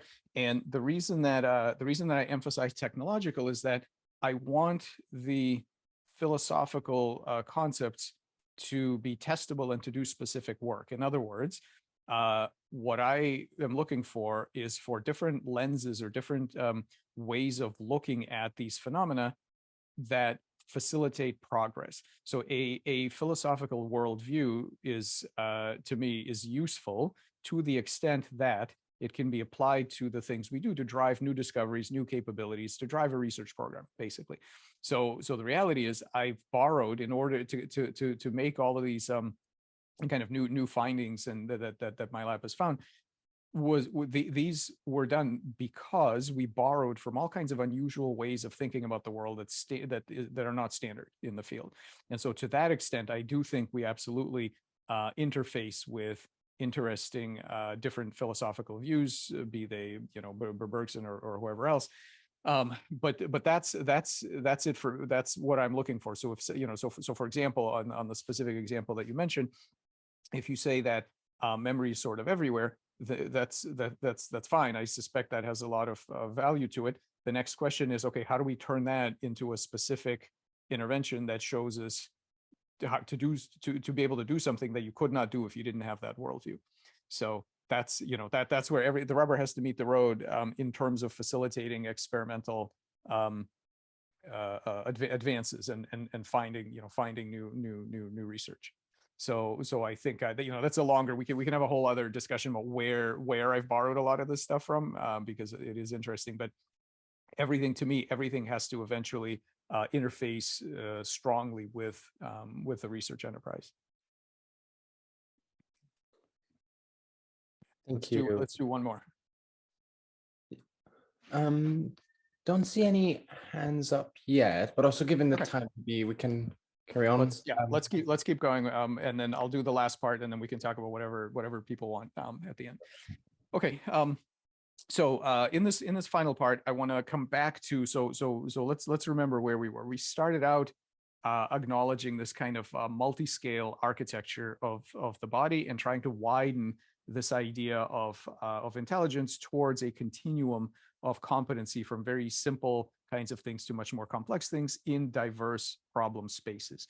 And then we went through some very specific examples of bioelectricity as a kind of cognitive glue that holds together these competent components, for example, cells, and allows the collective to solve problems in morphogenetic space and the implications for biomedicine. I want to circle back kind of to a somewhat more philosophical aspect to really start to dig into what does it mean to be an agent or a self, and how does it work that components are able to make these emergent selves. And then I want to show you some novel organisms as a kind of tool with which to explore this latent space that I've been hinting at. So here we go. Remember back to the original kind of goal for this framework was to be able to think about very diverse kinds of agents all in the same space. So how do we think about synthetic beings and possible aliens and cells and tissues and humans and birds and everything else kind of on the same using the same framework. And so what I come up with was this notion of a cognitive light cone. So a cognitive light cone, which is shown here, and this is kind of if anybody's into physics, you'll recognize this is a kind of upside down Minkowski cone where space, all 3 dimensions of space are collapsed onto this axis and time is on this axis. And what the cognitive light cone is simply the size of the largest goal that a given system can work towards. So not how far away can it sense or how far away can it act, but the size of the largest goal state that it can pursue. So if all you care about is the local concentration of sucrose, then maybe you're a bacterium and you've got a tiny little cognitive light cone that has a tiny bit of memory from what the concentration was 20 minutes ago, a little bit of predictive capacity, and that's it. If you are something like a dog, well, you have a lot more memory going backwards, more predictive power going forwards. You have the ability to have the goal of, let's say, protecting the whole sort of property. So you have some idea of the size of a yard and what's going on, but you're never going to care about what happens three towns over a month from now. You just that's too far in the future and also in space for that cognitive, as far as we know, for that cognitive system to have any of that as a goal. If you're a human, you could have an absolutely enormous light cone where you might be working towards world peace over the next 100 years, and you could have these very large light cones. And by the way, you have the added psychological pressure of knowing for a fact that some of your goals are not achievable in your lifetime because your cognitive light cone is bigger than your actual survival, your possible survival. So if you're a goldfish, you don't have that problem. All your goals are achievable in your lifetime because they're all very, very kind of short path. And of course, as maybe it was Beth or somebody had pointed out, that we are, of course, compound intelligences because we are made of components with their own little cognitive light cones in their own spaces. So we are this huge patchwork of compound intelligences, all of which see different worlds in different spaces and are all cooperating and competing and so on, both across and within levels. So with this notion, let's think about a few things. First of all, let's go back to this idea of a collective intelligence. So if somebody shows you a human brain, if you didn't already know what a human looked like, and maybe even if you did, because it's not an obvious question, and somebody asks you, how many individuals are in there? How many selves are in there? And it leads to the fact that we do not know actually how much brain matter it takes to support a single human self. I mean, we see the normal case, but this leads to people saying things like, wow, with such a, for a bee or something like that, with such a tiny brain, it does all. Well, we don't know how much it takes to be a single self. We don't have any way of guessing what that's going to be until you already know what a human is. So let's look at this example. This is a schematic of an early blastoderm of an amniote embryo. Let's say it's a bird or a human. And what you see is a bunch of cells. There's 50,000 cells. And we look at that and we say, oh, there's an embryo. Now, what are we counting when we say there's one embryo there? What is there one of? There are tens of thousands of cells. What is there one of? What we're actually counting is alignment. We're counting the fact that all of these, and that alignment is literal because the cells physically have to align with each other, and also alignment in morphogenetic space because all of these cells normally are going to work together to build one individual. They have one particular large scale pattern that they're all going to build, and that is what we're counting as one. And now, could you guess in advance how many embryos there are, or how many individuals are in this brain? It's a very similar, as I was saying before, with the Turing, the kind of allusion to Turing. It's a very similar problem. Can you tell how many are going to be in there? Is it genetically specified how many are in there? Well, the answer is it is not. So here's an experiment that Lutz first did in the 40s, and I used to do as a grad student in the duck embryo. So what you can do is you can take a little needle and you can put some scratches in this blastoderm.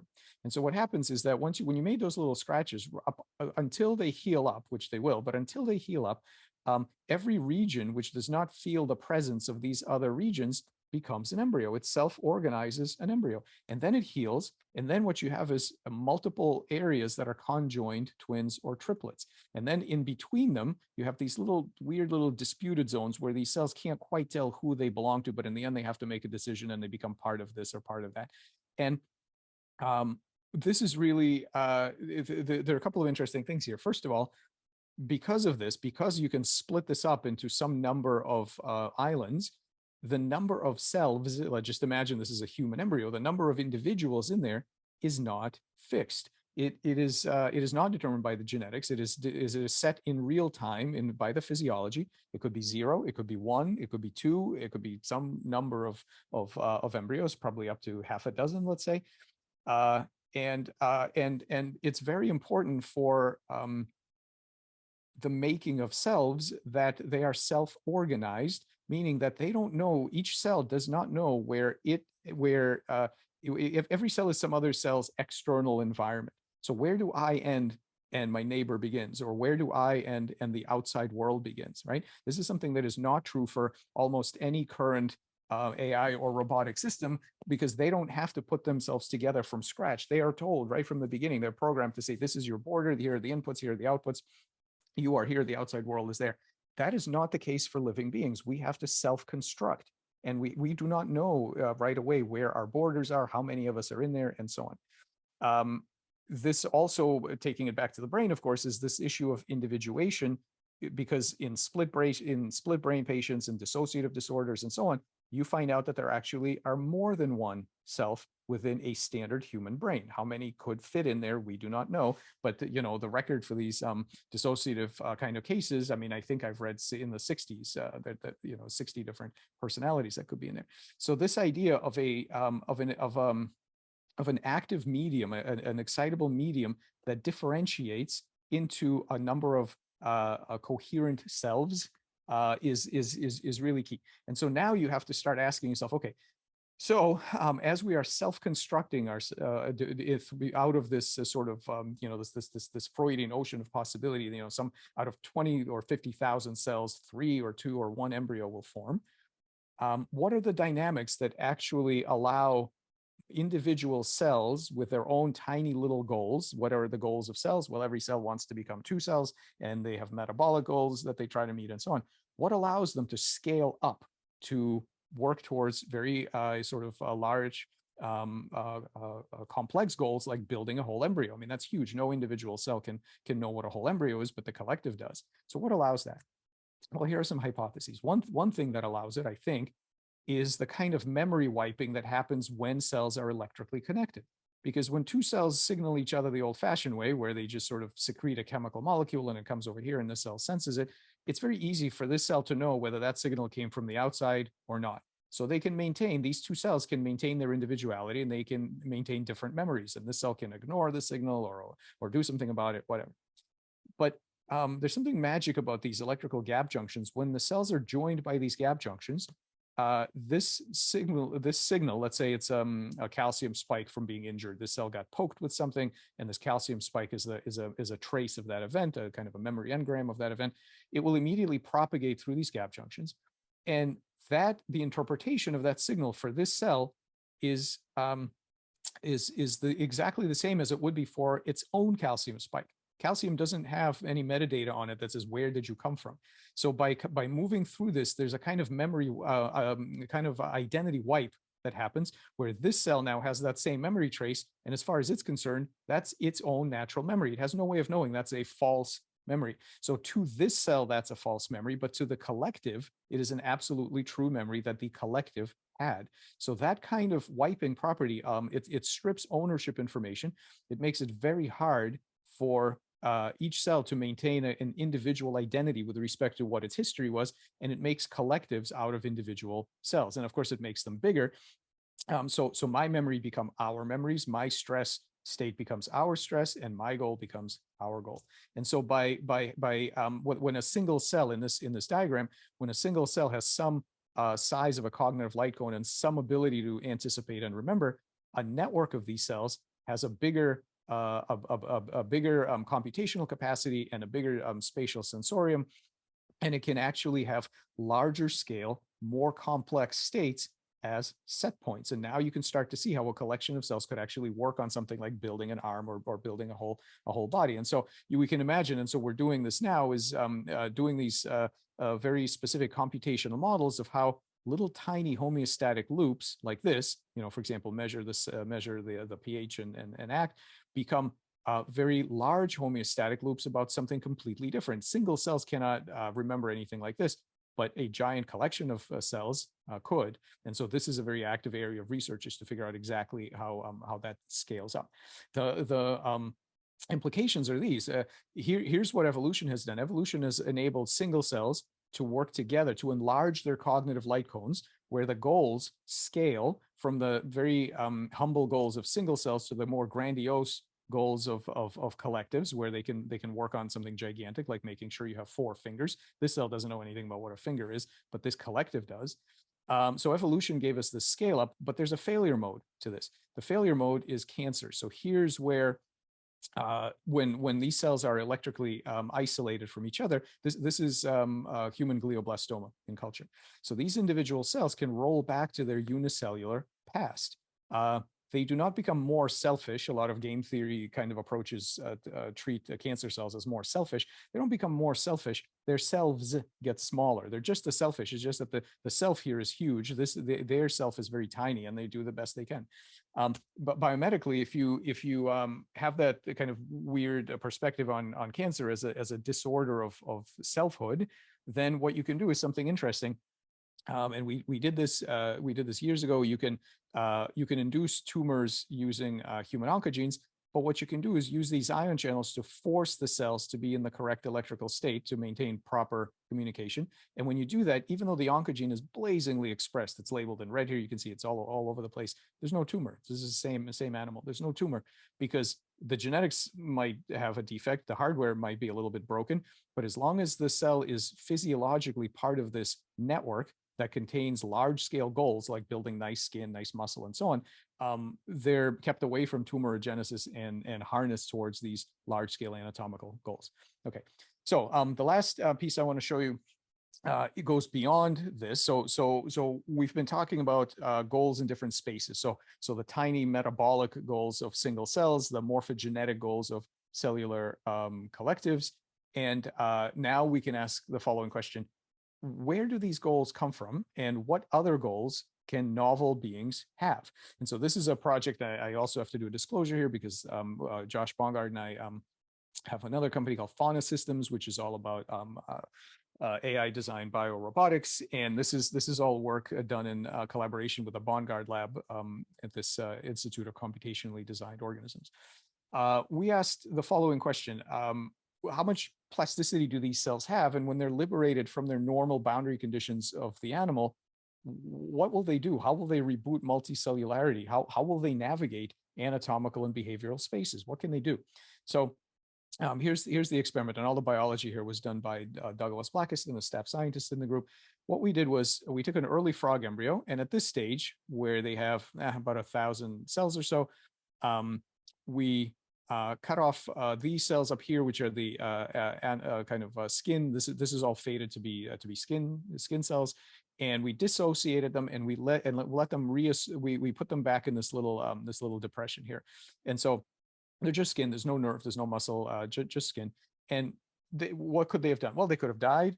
They could have spread out and gotten away from each other. They could have formed a nice two-dimensional monolayer, the way that cell culture does. What they did instead was something quite different. Here, what they did instead, after we put them in this little depression, all these little skin cells, they got together and they formed this round thing we call a Xenobot. It's called a Xenobot because Xenopus laevis is the name of the frog, and we think it's a biorobotics platform, so Xenobot. What they do is these little guys achieve spontaneous motion by using their cilia. So frog skin has little hairs, little motile hairs called cilia, which it uses to distribute mucus down the side of the animal. So instead, what they do is they use it to row against the water. So they start to swim. So they can go in circles. They can patrol back and forth like this. They can have these collective behaviors where they can go on a long journey, or they can interact with each other, or they can sort of sit there, kind of doing nothing. They have all kinds of behaviors.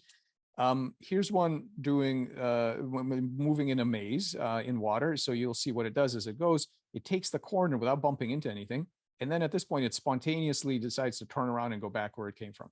We are not pacing it. We are not controlling it. There are there's no neurons here. This is a piece of skin living its new best life, and you're watching some of its behaviors. It has all kinds of active calcium signaling. This is the same technology used to read out brain signaling. We are currently in the process of trying to decode all this to see what the cells are saying to each other. What are these two what, if anything, are these two Xenobots saying to each other? They can regenerate. So if you cut them almost in half, they will seal up. So look at this. So here's like a 180-degree hinge right there. Look at the power it takes to fold itself back into its new Xenobot shape. And something else that's amazing is by modeling. And so Josh Bongard and Sam Kriegman in his lab did a bunch of computational modeling in the simulator of these bots running around, and they noticed a kind of unusual predicted behavior that they tend to rearrange their environment in this weird way. So we went ahead and we built some of the ones. Then again, Doug sculpted some of these things in ways that the AI suggested, and we discovered something remarkable, which is called kinematic replication. Notice that we've made it impossible for these animals to reproduce in the normal froggy fashion. Okay, they don't have any of the things they're just skin. But within a couple of days, they discover a novel way of making copies of themselves that's basically von Neumann's dream. It's able to construct copies of itself from material it finds in the environment. So this white stuff here, these are all loose skin cells that we sprinkled into their world. What they do is they run around and they both collectively and individually, they collect them into little balls, and then they sort of polish these little balls and compact them. And because they're not working with some kind of passive particle, they're working with an agential material, just like we were, the engineers. Doug Blackiston was working with an agential material, these cells that have an agenda. They like to assemble into the Xenobot. These little blobs become the next generation of Xenobots. And guess what they do? They run around and collect more cells, and they become the next generation of Xenobots, and so on. And so this ability to make copies of itself using kinematic replication is just one of them. I mean, we're just scratching the surface here of what they can do. There's much more coming. And so this suggests an interesting set of questions. What did the frog genome actually learn during evolution? Well, it can make frogs, sure, and this is the normal tadpole path, but it turns out, and something we would have never known if we hadn't tried this experiment, it actually can do other things. It can make the exact same genome. We didn't edit the genome here. We didn't give them any weird new nanomaterials. The same genome can have a different developmental path. This is what an old Xenobot looks like. I mean, it has this weird structure that who knows what it's changing into, and then it has different behaviors that's different from what tadpoles do. So here's some interesting things about it. First of all, for any other creature, when you ask, why does it look the way it looks? Why does it have certain behaviors and properties? The answer is always the same. Well, evolution. So selection, right? So for eons, the system was shaped was selected for specific behaviors. Everything else died out, and there you go. But here you can't use that story here because there's never been any Xenobots. There has never been any selection to be a good Xenobot. Where did these capacities come from? Where did their ability to do kinematic self-replication, which to our knowledge doesn't exist anywhere in the biosphere, where did that come from? Now, we don't know what their cognitive capacities are. We're studying that right now. What can they sense? Do they have preferences? Can they learn? We don't know any of that yet. But we do know that they have novel morphologies and novel behaviors. And so where does that come from? So one way to think about this, and that same genome, by being probed in this way, is showing us a bit of the latent space, a bit of what they are capable of. So this is kind of, Jeremy Gay, who's an amazing graphic designer that does a lot of our artwork, did this homage to the famous Hofstadter book, Gödel, Escher, Bach, where he was pointing out that how you look at certain objects reveals what you see and what they can do. And so through that frog genome, when you look through it in a particular way, yes, you can see the tadpoles, and yes, you can see Xenobots, and maybe you can see other things. And so what we can say here is that these kind of synthetic organisms are really a tool. They're almost like a periscope or a telescope that lets you look into another space that we normally don't see, into the space of possibilities of, for example, anatomical structure. And so for the last couple of minutes, I just want to talk about this and the future of all this in bioengineering and so on. And the concepts that we want to talk about are these. We've already talked about multiscale competency architecture, this idea of polycomputing, which Josh Bongard and I came up with to indicate the fact that any physical process can be treated as a different computation by different observers, depending on how they interpret it. And that these observers are cells observing each other and various conspecifics and parasites and so on.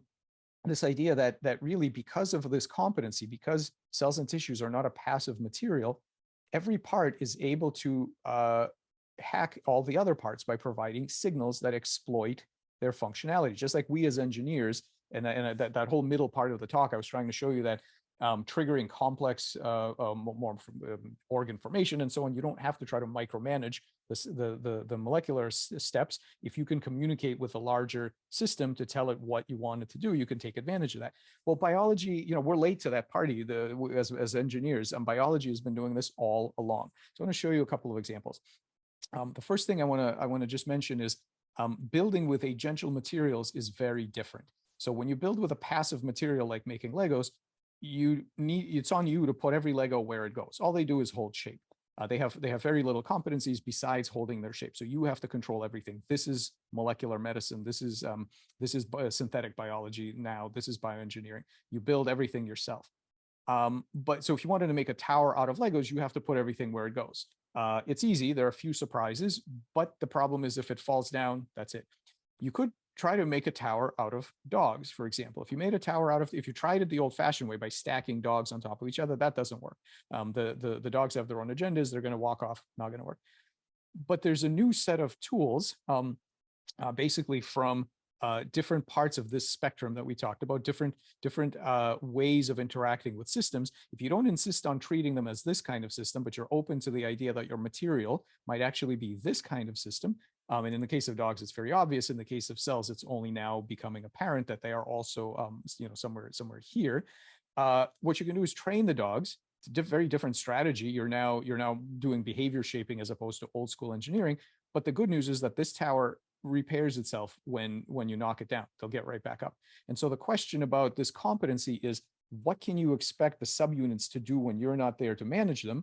And how do you construct complex things out of units like that?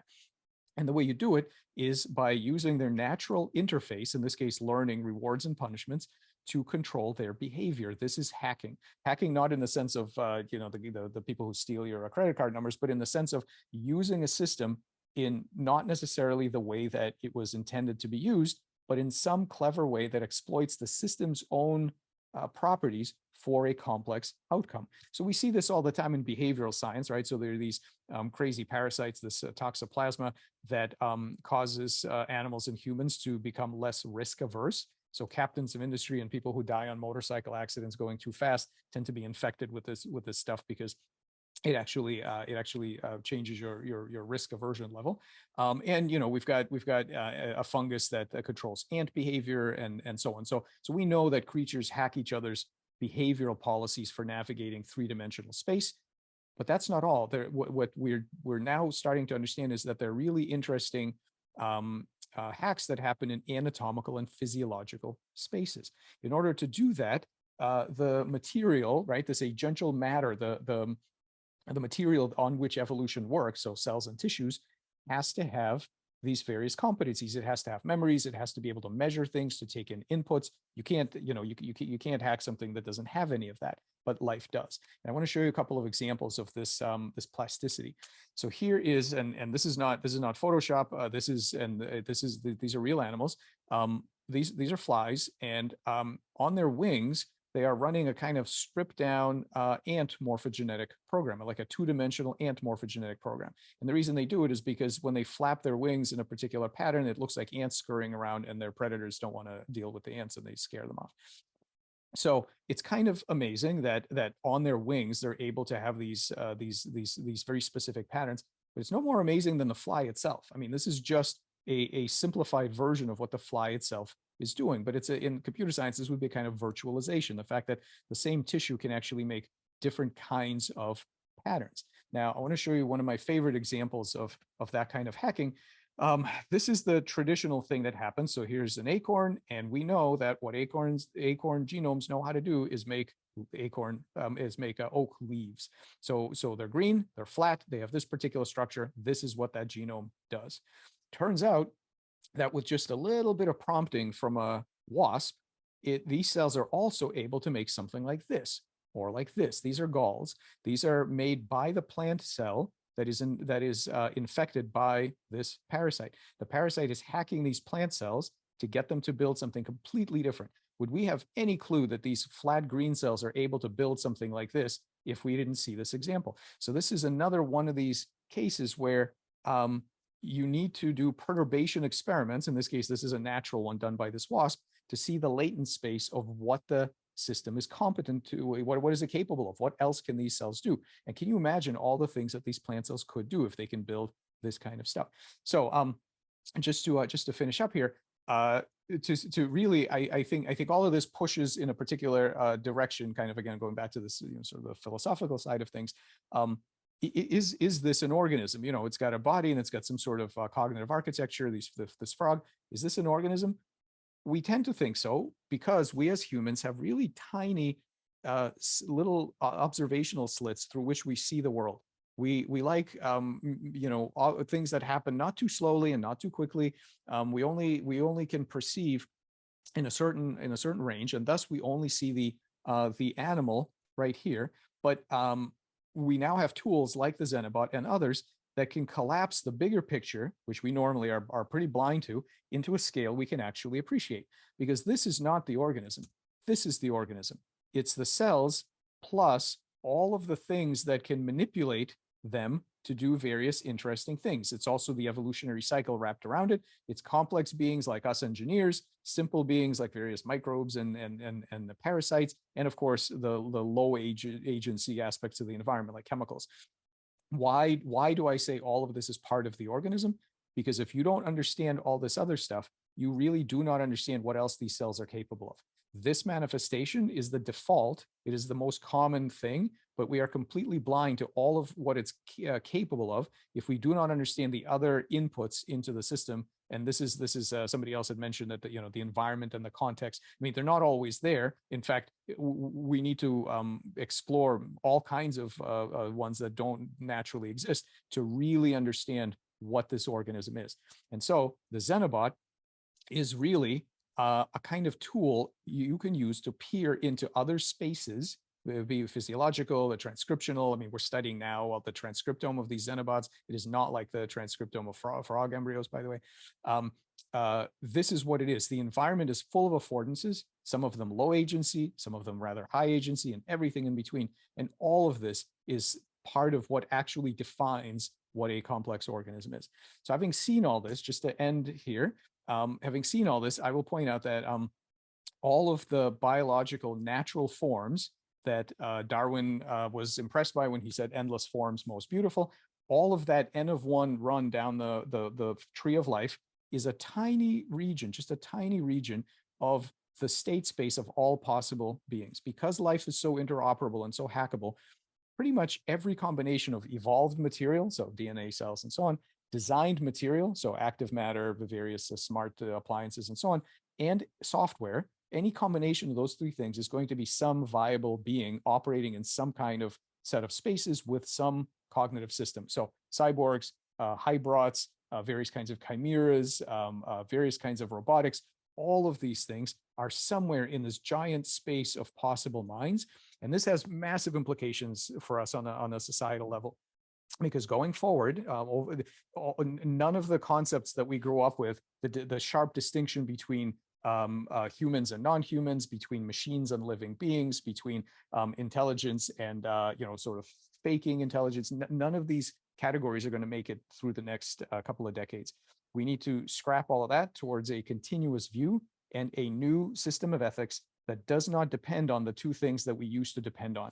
In the olden days, you could ask, what are you made of and how did you get here, meaning evolved versus engineered, and based on that you could make a decision of how to ethically relate to something. You sort of knock on it, and if you hear a metallic clangy sound, you would say that you come from a factory, you're going to be pretty boring, I can take you apart, whatever. None of those things are going to be good anymore, because we need to develop novel ways to recognize and to relate to beings that are nowhere with us on the tree of life. We simply cannot judge them that way. And this is going to be an exciting and grand challenge for the species to get beyond a very simplistic view of agency towards a more expansive compassion towards other beings of radically different composition and provenance. So I'll stop here and just say that lots of papers that go deeply into all of the things that I sort of briefly went over in terms of machines and everything else. I'm going to thank the people who did all the work. So these are the postdocs and graduate students who did all of the work that I showed you today. Many collaborators, our various funders, the disclosures again. Jeremy Gay did all the amazing graphics. And most of all, the animal model systems, because they do all the heavy lifting in teaching us about these things. So thank you so much, and I will take questions. That's wonderful. Thank you so much, Michael, for your presentation and for your work. I mean, the implications are outstanding. So thank you so much. Given the time, are you okay maybe to take 5-10 minutes? Yeah, sure. It's my fault that we went over the 2 hours. That's so yeah, okay. No. We all wanted to listen. Yeah, if anybody has questions, I'm here. Sure. Let's go for Richard first. Well, thank you very much. I'm a non-scientist. I'm a poet. And I found this absolutely fascinating in every respect. And you zipped through it at enormous speed. So I've only been able mentally and orally to take in part of what you've said. So I've just got a very simple non-scientific question. Right at the end, you said we have all of this opens up our distinctions between what is machine and what is biological, what is non-biological, etc., etc., etc. And you mentioned all of your work posits the demand for a new ethics. So this is a personal question to you, and I raise it because all the way along I've been having all sorts of little ethical quarrels with myself, not just with you, but with everything that you've said. So can I just ask a personal question? What are your own personal ethics vis-a-vis the work you're doing and vis-a-vis the directions in which you see the future happening? And what I've got in mind here, of course, is that you have spoken about the benefits of this kind of work, but we all know that scientific advances can be used by, let's say, evil people or people who want to use and manipulate materials to their own for their own selfish needs. So where does that come in? And you know, are we in the region of Mary Shelley's Frankenstein? Are we in the region of Promethean attacks on the gods? There's a few things going on in my head, but Sure. it really comes down to, I think, to ethics and your own views of that. But Yeah. behind that is enormous admiration and thanks for everything that you've given us so far. Well, thank you so much. I appreciate it. I must say I love your background. As you can see, I have a lot of affinity to that. So thank you. Let's see. Here's what I want to start with, and I will answer all of that. But here's what I want to start with. There's a standard kind of view that even implicitly underlies a lot of the concern when people ask me about these things, which is basically this: everything is fine, and you scientists better not do something to really screw it up, right? That is kind of the mainstream assumption, and that was sort of understandable back in the day when we really could think that things were created by someone for us to be the best that they could be, and really we ought not to screw it up, right? That's that. But I think now I think it's safe to say that we have a different vision, and this is my vision. Things are absolutely not fine. And I'm not talking about just the various environmental calamities, but I get, and I'm not a clinician, but I receive daily phone calls and emails from people in the most unbelievable biomedical suffering. I mean, you know, my kid has a birth defect. I got a tumor. Lost a limb. I mean, you can't imagine. So people call me every day with this stuff, and our ability to address that degree of suffering and to improve people's opportunity to reach their potential, given the limitations of being born, even in a healthy body, right? These limitations. I consider us to be so far off of fine that it's, I can't even begin to describe that. I think we are not starting here and hoping that we don't drop. We are down here. And to me, so here's my ethics, to get back to your question. When people ask me what keeps me up at night about all this stuff as an ethical concern, here's what keeps me up at night. It's the possibility of failure to live up to the promise of using this kind of information to improve the lived experience for all sentient beings. That's literally what it is. And I should say, this is not, I'm definitely not the only person working on this. There are many scientists throughout the world who have the exact same issue, who are all working towards the same thing. Various degrees of freedom of embodiment and regenerative medicine and all of these kinds of things. So this is, this is not just, so I don't see it that I myself am going to sort of fix all these problems. I'm speaking now for my view in the community, that we have a moral responsibility and an absolute kind of imperative to use this information to improve the state of beings in this world now. I do not, I do not believe we were sort of both physically in the world and in terms of our IQ level, our susceptibility to various weird diseases, to brain degeneration. I do not believe that any of this is optimized. Evolution did not optimize this for our happiness. It did not optimize for intelligence. Evolution optimizes for biomass. That's it. And so it happens to have dropped us at this level, which is, you know, a little bit of IQ and a little bit of survival over 7-8 decades tops, and that's it. And I don't see this as optimal in any way. This is due to the vagaries of you know, the evolutionary process, and it is now on us, now that we can, to make improvements for everybody. That's how I see this. Thank you very much. That's a terrific answer. Thank you. Teleonomy then is absolutely crucial to your work. Is that right? That goal, the view that we are working, we are goal orientated is absolutely crucial then. Absolutely, and in two ways. Let me say this about you.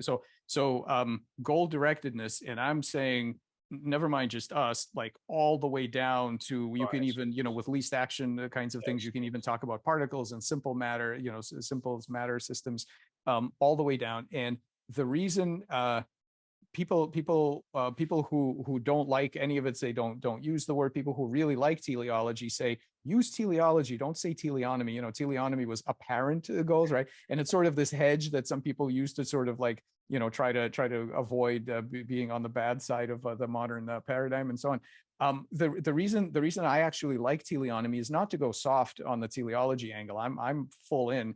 The reason, what's interesting about teleonomy is the fact of apparent means that you're acknowledging that there is an observer from whose perspective you're describing this. And I think that's critical. Most of what, you know, if we sort of drill down into the philosophical underpinnings of the things I've been talking about, it is very critical that there is not one objective right answer to all of this. You know, how intelligent is something? Well, you're really taking an IQ test yourself when you make that claim. You know, you might have a human brain and you might think it makes a great paperweight because you weren't smart enough to know what else it knows how to do.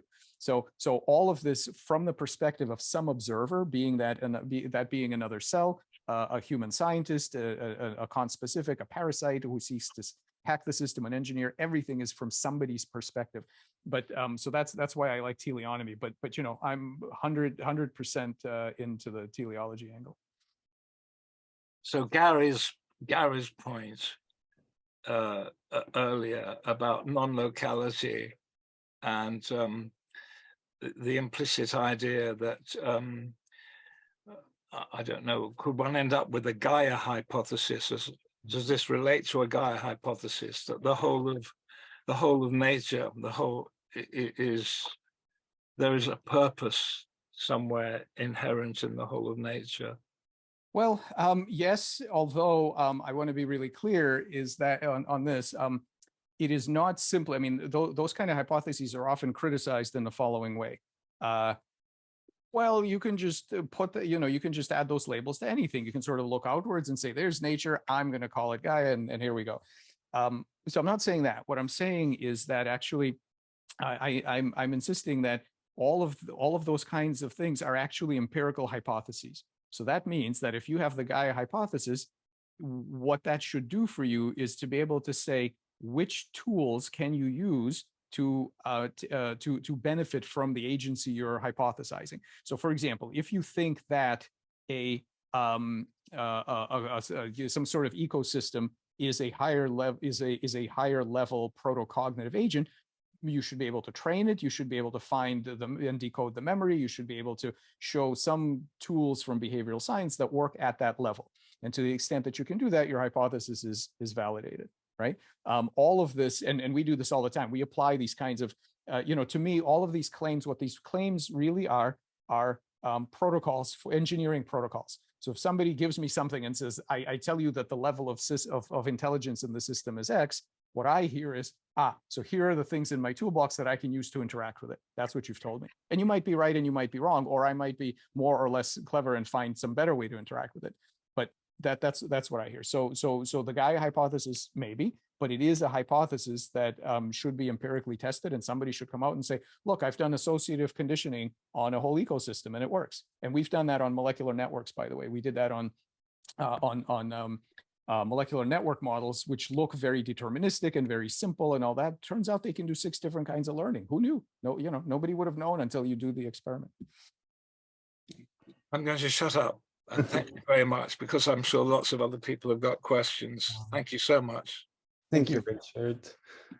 So yes, unfortunately, we've gone quite a bit over. However, if after we finish the call, I can always leave the room open if Michael, you're happy to stay and answer any questions that there may be.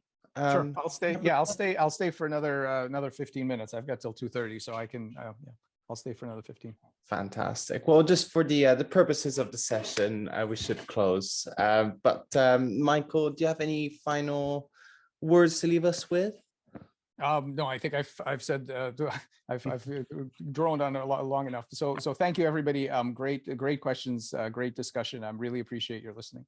That's great. Well, thank you so much, Michael. Your work has been, as I said, it's outstanding. So I wish you all the best of luck with your research, and that. Thank you so much. Yeah. Thank you. And yeah, and of course, thank you everyone who joined us today. Before we go, just a quick reminder that tomorrow we will have Dr. Julia Mossbridge talking about human thinking and human being as part of this series. But until tomorrow, if you do have any questions, feel free to drop us an email at eleanor@powercenter.com. And thank you again, everyone. Thank you, Michael. As I said, I will leave this the call open. I'll pass it over to you, Michael, as a host to carry on for whoever would like to. But thank you again, everyone, from here at the Bar Center. Thank you. So yeah, so I think we can, yeah, Okay. if anyone would like to jump in. Yeah, that's fine. Well, And- Mike, thank you for that stunning presentation. Thank you. It's a very general question I'd like to ask, and it's really to do with evolution. I'm aware of many very credible scientists who believe that there are other mechanisms involved in evolution. It's some form of intelligence, or maybe a mechanism that results in good choices being made. I can think of one quantum physicist that actually says that, well, consciousness chooses. Yeah. Given the astonishing things you've discovered, what is your intuition about evolution and whether or not it could possibly be, or it is, random mutations giving some kind of advantage? Yeah. Well, a couple of things. First, if the very best person to talk about this with is a guy named Richard Watson in the UK, and he has what I think is hands down the biggest advance in evolutionary thinking in I don't know how long. So you guys might want to invite him to speak. But here's what I do know. Given the various things we've observed our systems doing, it would not be very hard to build a synthetic biology system in which edited its genome with some degree of conscious intent. Okay, that would not be difficult. Therefore, given that I sort of go with this idea that whatever is not physically impossible is probably doable somewhere. I would find it not surprising at all that would be the case, because I can certainly see how we would construct such a thing. However, what I don't have is a lot of evidence that in fact is what's happening. So, my gut feeling is, if I had to say gut feeling, I do not believe that the standard purely random account of evolution is sufficient to explain what we see. But I'm not sure there's superb evidence to sort of rule it out. And I want to be very clear in distinguishing, because people tend to jump from one to the other. One thing is saying that there is a non-random influence over the process, right? And I think that's not surprised. I wouldn't be surprised by that at all. It's quite something else to say there is a high-level benevolent intelligence guiding the process toward, right? That's a whole other kettle of fish, right? And I have zero reason to think that's the case. So some level of control mechanism that isn't randomness, I'm probably on board with that, but that's it. I don't think we can, I mean, it's not impossible, but I don't think we can jump from that to anything else. Sure. So that's, just want to say that. Great, thank you.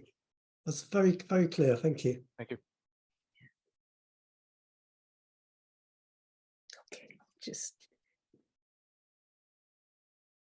Who else? I think Niels and Viens had a hand up. okay. Yeah, please, somebody go. Does Neil want to go in, or I'd be glad to? I have sort of a nonsense. Ladies first. Yeah. Okay, thanks. Listen, I just wanted to know something about from one of the very first slides you presented of a cell gravitating towards the 3 Petri dishes. If there had been a nutrient in the upper Petri dish, would that migrate it up there, or would it still go on towards the weightier? Yeah, great question. We have started but not finished a book, not a book, probably a paper on the psychology of slime mold, and all of these kind of questions in terms of what does it prefer, how does it make decisions when 2 things are, sort of a great question. It depends on the nutrient, and it depends. I mean, nutrient, if it's hungry, nutrients tend to win. So if it's hungry, it will go for the food and ignore the mass. By the way, those little, I should say, those little white discs, they're not Petri dishes, they're little tiny glass discs. Right, they were tiny glass size. Each one of which weighs about 10 milligrams. So this thing can sense at a distance of 10 centimeters, the difference between 10 milligrams and 30 milligrams. It is ridiculously sensitive. But nutrients will tend to win. Yeah. It's just been the most amazing presentation. Thank you. Thank you so much. Thank you. Yeah. Niels. Yes. An amazing lot of stuff and little bits floating around here and there and all over the place. It was very interesting. In my case, I've been a computer chap for over 50 years, and I've managed to do what I now can see quite remarkable things, and so I spent some time trying to keep up with you, because I immediately started thinking about all the things that I could implant into this, and so it's really you've heard about P equal NP complete, I'm sure. Yeah. What difference would that make, do you think? To find because that would basically be able to hold everything together in all its complexity, and so I have some experience with that for in terms of transportation modeling and pedestrian and all these interactions and things.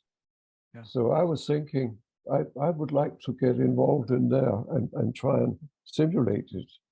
In a deterministic way, not in a stochastic way. Yep. Yeah, drop me an email. I mean, this is we do about a third of my group. My background is computer science as well, and yes, about a third. I understood that. Yeah, about a third of my group is computational, and the others are bench biologists. So we do a ton of modeling and simulation of this stuff. Yeah. So just drop me an email, and we could talk about what can be done. Yes, I would love to do that. Great. Yeah. Okay, thank you. It was a great talk, and there thank was you so much. Lots of information in that. Thank you. Yep. Thank you. Philip. Hello. Hi. I'd like to take you back to the body of the planaria worm, and we're talking about the heads and the 2 heads.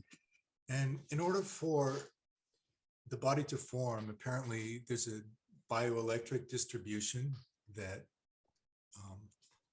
allows this to happen. And I'm wondering what you think of the source of that distribution within the biomass of the body is. Yeah. Are you asking physically which cells it's in, or are you asking where it came from? I'm asking where it came from. Right. Well, that's a great question. So let's the best way to think about, and we're still groping for the right metaphors to understand it, but let me give you what I have so far. The thing with asking where things came from is this, and I think maybe some of the non-science people on the call will like this more than the science people, but here you go. Imagine imagine a Galton board. If you haven't seen one of these things, you can buy a toy of it on Amazon. It's $15. It's a wooden board like this, and you bang a bunch of nails into it vertically, and you take a bucket of marbles and you dump it over, and the marbles go boom, boom, boom, boom, boom, and they land on the bottom.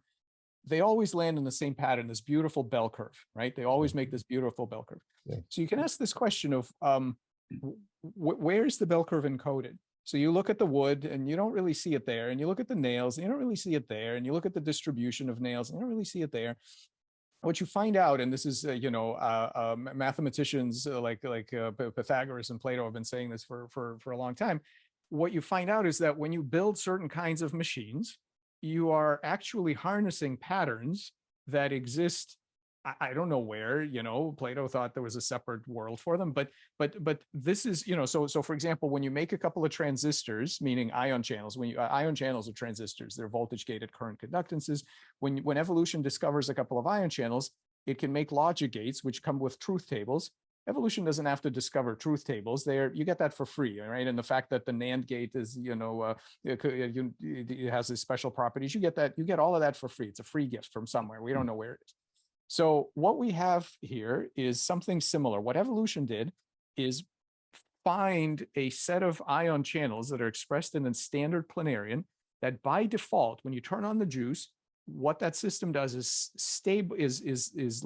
find and stabilize in an attractor in the state space of the electrical circuit that corresponds to one head. By default, reliably, that's what it does.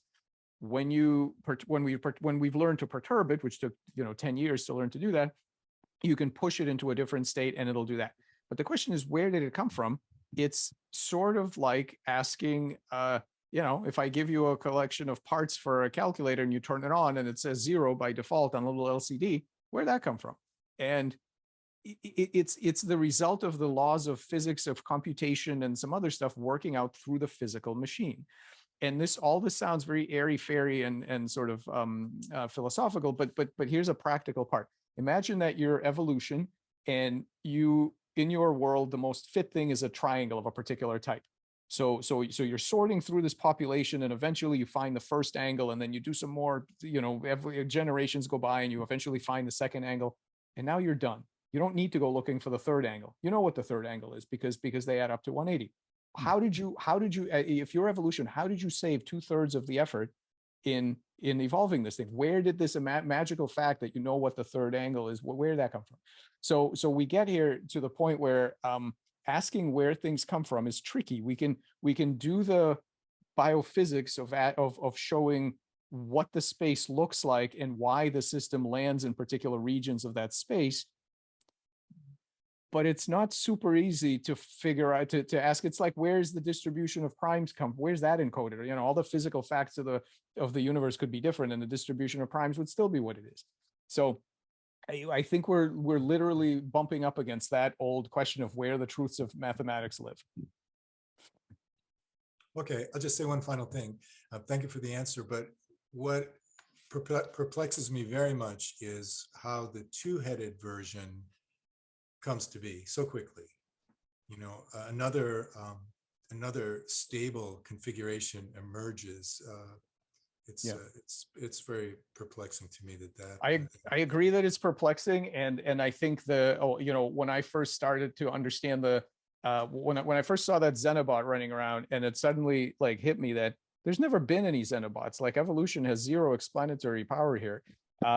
It suddenly dawned on me that what Plato would say to this is that the two-headed planarian and the Xenobot have always been there. They're part of this latent space that we had never had access to, and we finally built a physical machine that enables us to see that part of the space. I think that's what he would say. Well, I would think that something existed in the past that laid down a certain behavior pattern that they're tuning into. I don't think they're creating those patterns. I think they're finding patterns that already existed. Yeah, I mean, I think you and I are on the same page here. The patterns exist, but I think we have to be, the traditional scientific story here would be they are patterns that, typically in a normal tree of life, what you see is these are patterns that either existed in some ancestor and were shaped by evolution to be That's not the case here, but I agree with you. The patterns exist independently of what we've done. We've just stumbled onto them for the first time, and who knows what else is out there. Sure. Okay, very good. Yeah. Thank you. Any other burning things? I'm going to have to go in about a minute. Yes. All right. Well, thank you so much, everybody. This has been really fun. Yes. Yeah, lots of great things for me to think about. So thank you so much.